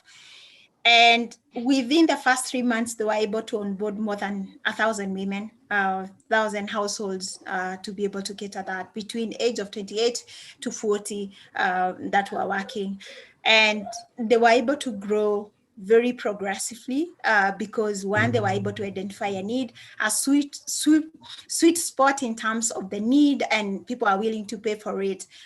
So they deliver the meat in the quantity and quality that you require in your home anytime you want, as long as you order within the specification. So, and with that, I'm giving this because I saw them from design as they were coming out and trying out with me as one of the early adopters, to raising the first round of investment, to raising Series A, and right now they are going for Series B. It's just an amazing story how an entrepreneur can grow. Okay, thank you very much. I don't know whether you've got the answer of, so meaning if it's a Pan-African accelerator program, can we tap into that market in terms of accessing the fund? Yes. Cool, I'll reach out to you for this, guys. I can see the smile here. And then let me get back to Bora. Thank you very much, Anne, for that insight on that side. It's really, eye-opening at the end of the day. So Bora, you've been raising money for your company. How did you survive? Are you surviving on the money from the customer? Did you get any funds? Are you running? Did you pitch for an investor? What is your personal experience with this looking for money from the investor, banks, and all this? What's your experience? We are learning with the customers. In this way, recently we've been pitching for investment, and we've been raised more than 60,000 in different people. So, what I can say, you asking about what investor love. What is your experience with investors? Do they give money quickly, easily? What is it? What I can show is that the investor, if they really invested in product, and if your product is innovative and is addressing the community gap, they give the money, but not easily. Yeah. So you have to really tell everything. You have to really have a tangible product that is out there on the market, which is validated. Then you have to have a clear business plan, not only clear, but viable business plan, even feasible in your population localities. So because sometimes business plans need to be adjusted depending on the market. I might work in Rwanda, but maybe if I tap into my Kenyan market, and it's a bit different, and I have to adjust my business model so that I can fit people's. Even only in Rwanda, I might have 3 or 4 business models. Someone fits the first business model to fit specific segment of the market, and another to fit other specific, like maybe rural people. So what I have seen with the investors and other funders was like, if you have a working business model, you understand your product really well, you get the money. That's what I know. That's my experience. So sometimes people think, how can I get a first paying customer? That was because sometimes investors look back and they need to see if your product is being used by some customers. I see they ask, we can't hear you. Yeah. Pardon? Yeah. So I was talking about how can I get a first paying customer, which is not easier, but I think the better approach was to, you have first to find non-paying customers. That is the first way to get a first paying customers. Sure. And when you find the non-paying customers, to find the non-paying customers is easier. So you have your MVP and you can deploy to the people out there where I think that is your specific main target of your market. And they might choose it for maybe 3 months or 4 months. And when you have the non-paying customers, you might now change slowly, progressively to the paying customers. And you might even have the proof that your platform is being used by such numbers of customers. So when you have the paying customers on your MVP, on your product, that means it's easier for an investor to see the potential of your product, that it is really needed by the market. It is really addressing the gap in the market. Interesting. Thank you very much. So I will open up to the people who are watching us online. Carissa, can you find us if you have online questions? But before, we have founders in the room. Any question? You need to speak up because of the social distancing. I know you're far. You need to speak louder than that you can hear you. Any question? Either to entrepreneur here is Bora, or to Anne, who is standing in the position of an investor, but also as a manager of the hub. You have a question online? Any question, guys?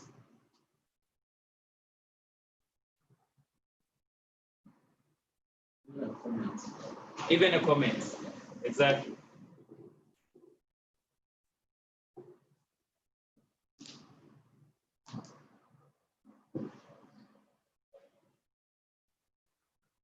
Yes, Tisa? I have a question for Bora. Since we are about to make the journey that you've made before, moving from an incubator into running a business, and if you're still on the market, it means you're profitable or you're seeing prospects in the business. So I do realize that most of the times people always focus on the financials, like companies won't survive because they are low on financials and stuff like that. But I want to find out from you, from a psychological standpoint, what advice would you give entrepreneurs like us who are leaving this incubation program? What kind of mindset do you want? Like, would you advise us to carry from this point where we are still entering into where we're about to enter into the real world with business? Like, what kind of mindset should we have to be able to go through all the hurdles of using non-paying customers to eventually making that first paying customer? Maybe psychological point of view. Maybe when people are asked such questions, maybe most of the people answer like they have to be persistent. But I don't respond that way. I don't advise people to be persistent on what they are doing, but they have to be strategic, because maybe you might be, when you spend like 1 year working in such business model with the right product and it's not working, you don't have to be persistent for that, but you have to be strategic. You have to look if there is something wrong in your business model, and you have to see if you can adapt to the new changes, if you can adjust to the new very small things that you can change. So actually, to be adaptive and strategic is the keyword to survive out there on the market. So it means when you have some, you might even have some paying customers, but not sustain you because maybe the income is small. But the first thing is you need to learn a way to live at the standard of your income first. So you don't need to be in nice offices, you don't need to produce nice captives. So that means you need to adjust yourselves dependent on the income from the customers. So that means being strategic. And you might think like, these customers might not pay, But I know some other NGOs, some other people, maybe government, they are in area of interest of paying for those customers, and they have the samples, and we might indirectly approach those peoples, and I have an offer for your people, and can you do that for them? And I have gotten some money like this way because I have found the opportunities in some non-paying customers, but there are some institutions that can pay for them because maybe their goals. Yeah? So that means you have to learn and be strategic and change, adapt, be strategic that way. That's my advice. Not be persistent and stay on the same line. But that's not my way of it. Because the world is rapidly changing, so you need to change and you need to be quick. So when something's not working, you first see it, analyze, and you consider your market and your customers and see why have to adjust a little bit to make it flexible to the people. Thank you, Bola. And do you have another perspective on the same question?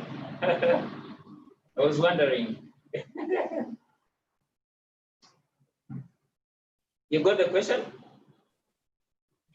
Yes, I got the question. I think the most important thing as entrepreneurs leave the incubation, one of the key things part of the key things that they need to think of is, have they mapped out all the key things that they require for them to be able to execute the activities that they were saying these are our next steps or milestone for the next 6 months.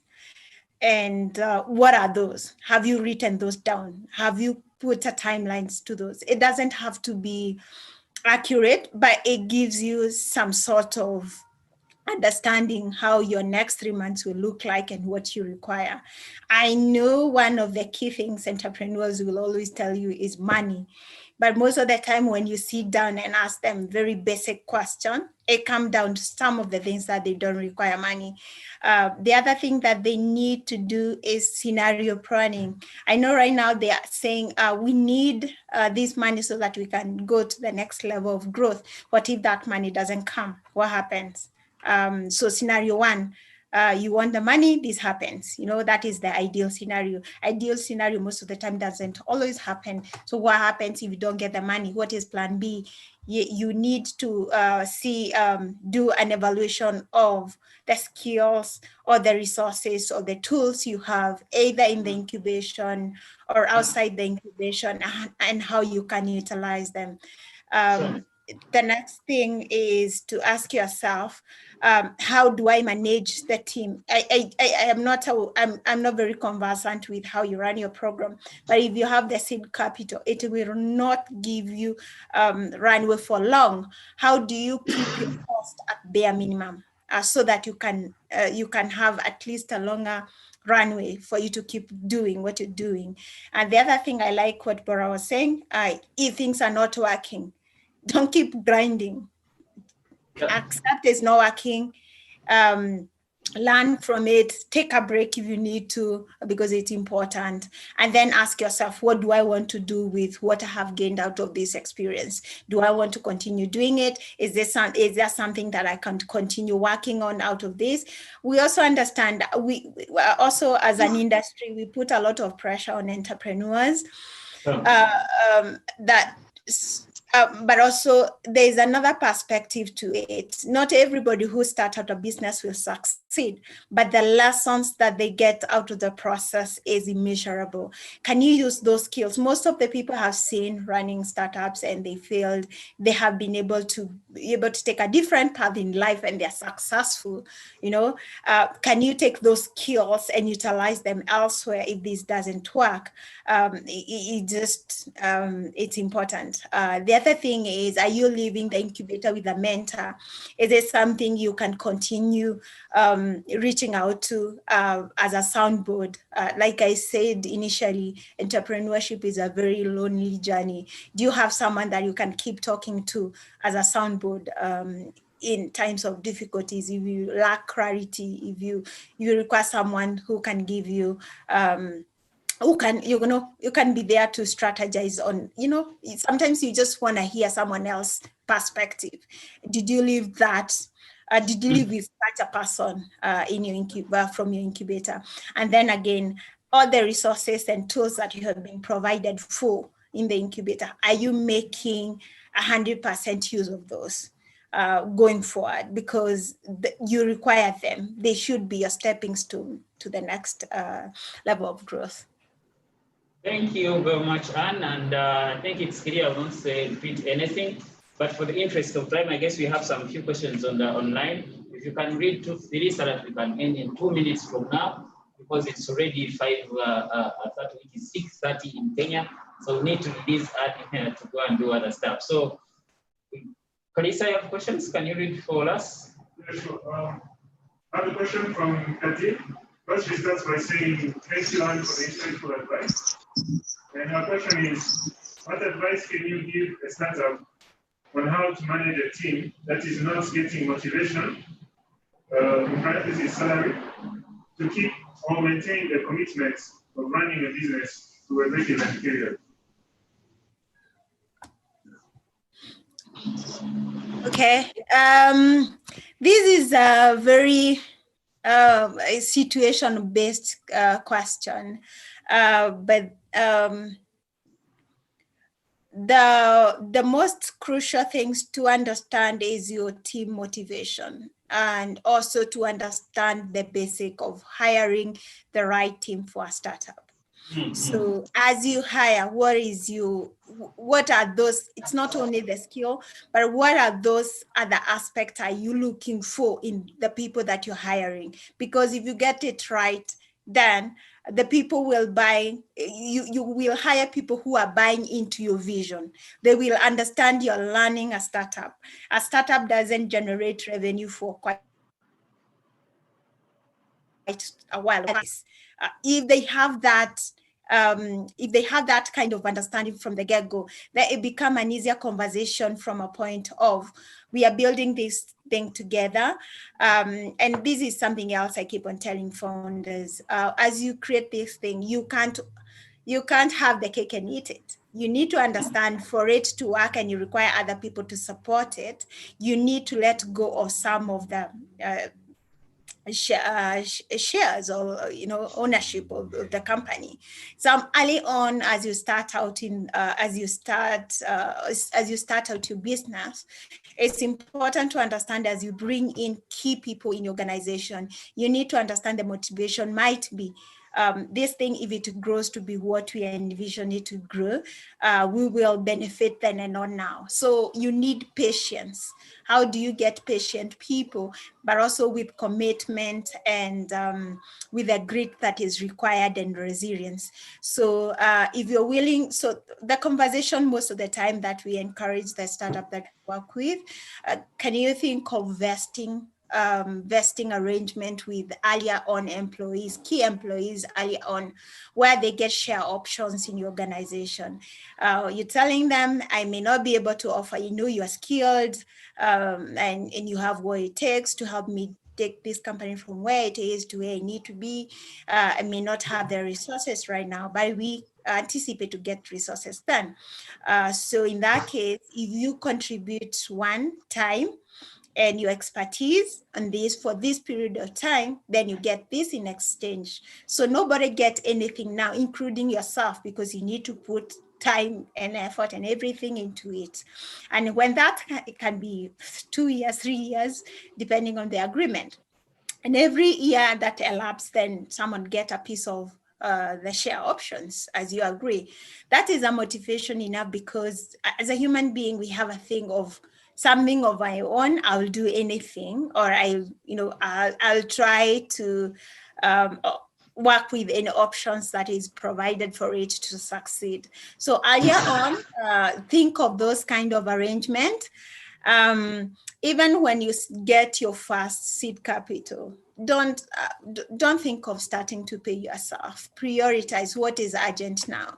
Are you able to get your product out there? Are you able to bring on board paying customers before you even start paying yourself? It's important to facilitate them if there is anything, because at the end of the day, they have a life and they need to sustain themselves. But then also you can have an arrangement of if they are working elsewhere, can they be able to contribute in terms of time within different arrangement of the 24 hours, you know? So those are the options that one have to consider earlier on as you start out, because there is no any other way. And I can assure you that unless you start generating revenue and you have been client, you're growing month by month, nobody will be willing to put money. I know the other option most of the African entrepreneurs are going for is the grant, and I had people asking for grant. Yes, sir. Stay away from any business that is asking for grant, because if you haven't, it's like you don't have clarity of your vision. It doesn't matter whether you're creating impact. If you lack clarity of your vision, then you'll not be able to see how you can generate enough revenue to be able to either be able to provide return on the investment in any way. So it's important to see, as much as you're relying on grant, for how long can you learn with that? Most of the time you'll find that, and in Kenya we say, or I have seen in most countries, that there are entrepreneurs, we call them entrepreneurs, who move from one competition to the next, to the next, to the next, in chase of the grant money, which in most cases it will not help you, because you're not putting the necessary effort in growing your business, but rather chasing some small money. So make sure that you have your business model can grow. The most important financing is from your paying client. The rest will follow. If you're doing the right thing, money will follow. So when you're doing the right thing, money will follow you. We also have them in this ecosystem of Rwanda, where they jump into from one program to the other, and you find them in 2 years, they're still the same, called startup, you know? So thank you very much for that insight. And I guess Orlando, or the CEO of Orlando, Kadim, got some point to take home. So I'll give a chance only for our panelists to, your last word to these entrepreneurs, and they also head out of this incubation program as we are onboarding other startup company, as your last word to them as we end this conversation today. So let me maybe talk about also team building on my last word. It's the most challenging even we are going to have that.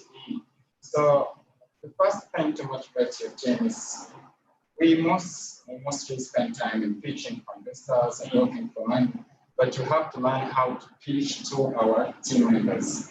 You have to pitch your vision, your goals, and what you are going to achieve. And that is very important. The second thing is that you need to offer opportunity for self-development for your team members.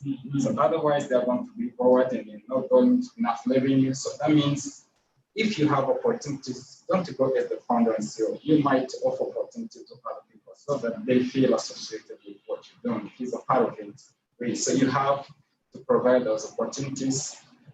Even a small extent, but they have to have opportunities for self-development. So if there's no self-development in any career, so we are out of it. So that is very important.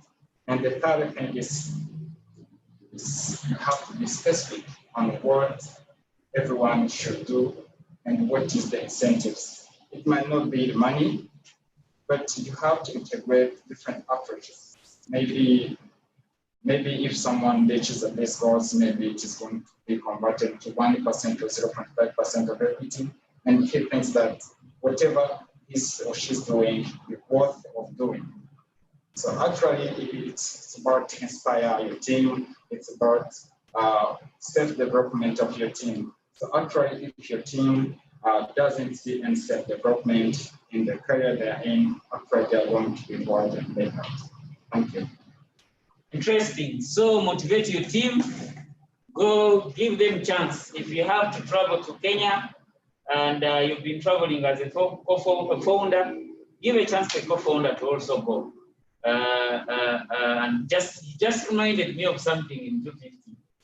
when we have these trips to Japan, when we take startup company there, people think I have to go always, like, you know, but we don't do it that way. Just reminded me and that question.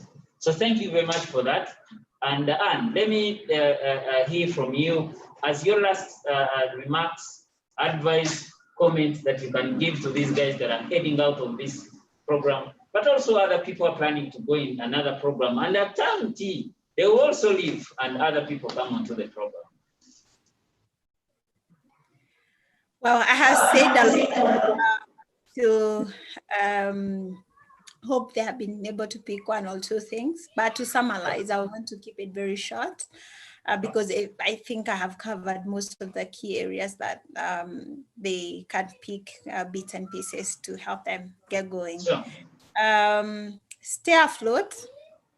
Do anything to stay afloat. Don't die. Just keep grinding. If it doesn't work, just find out why it's not working. Try a different way of doing it. If sometimes some of the businesses might be ahead of time, maybe it doesn't have it doesn't have market fit, or it doesn't have founders fit. So it's not only market fit, there's also founders fit. So you have to understand that. The second thing is focus on customer acquisition. Grow month by month on customer acquisition and paying clients. If you do that, I'm sure you will keep getting feedback from the customers or the users and the clients you're onboarding, and you'll keep on improving on your product. And especially for those who are building product, the starting point is what the market wants, what the client wants, what the customer wants. And then after, and in most cases, you're even encouraged to do offer the service manually without creating a product, so that you understand the whole user journey and where the gaps are and where the pain points are and how you can address that. And after you do that, then you're able to start with a prototype or a minimum viable product that is very basic and build on. So those would be and when you do that, the reason why I keep on, I'm not touching on funding. If you do the right building block, money will come. You will get money. Money will find you. Interesting. When you do the right building blocks, money will chase you. I get many calls when investors, get for me this and this and this, get for me, but you really struggle to get that company that person is looking for. So that links to what you're talking about, Anne.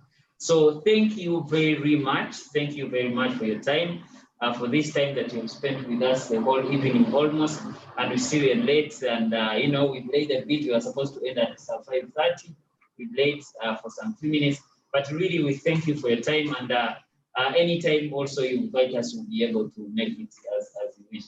So I'll let you go, and we end the call from now. Thank you, Bora, for making it this evening. One last.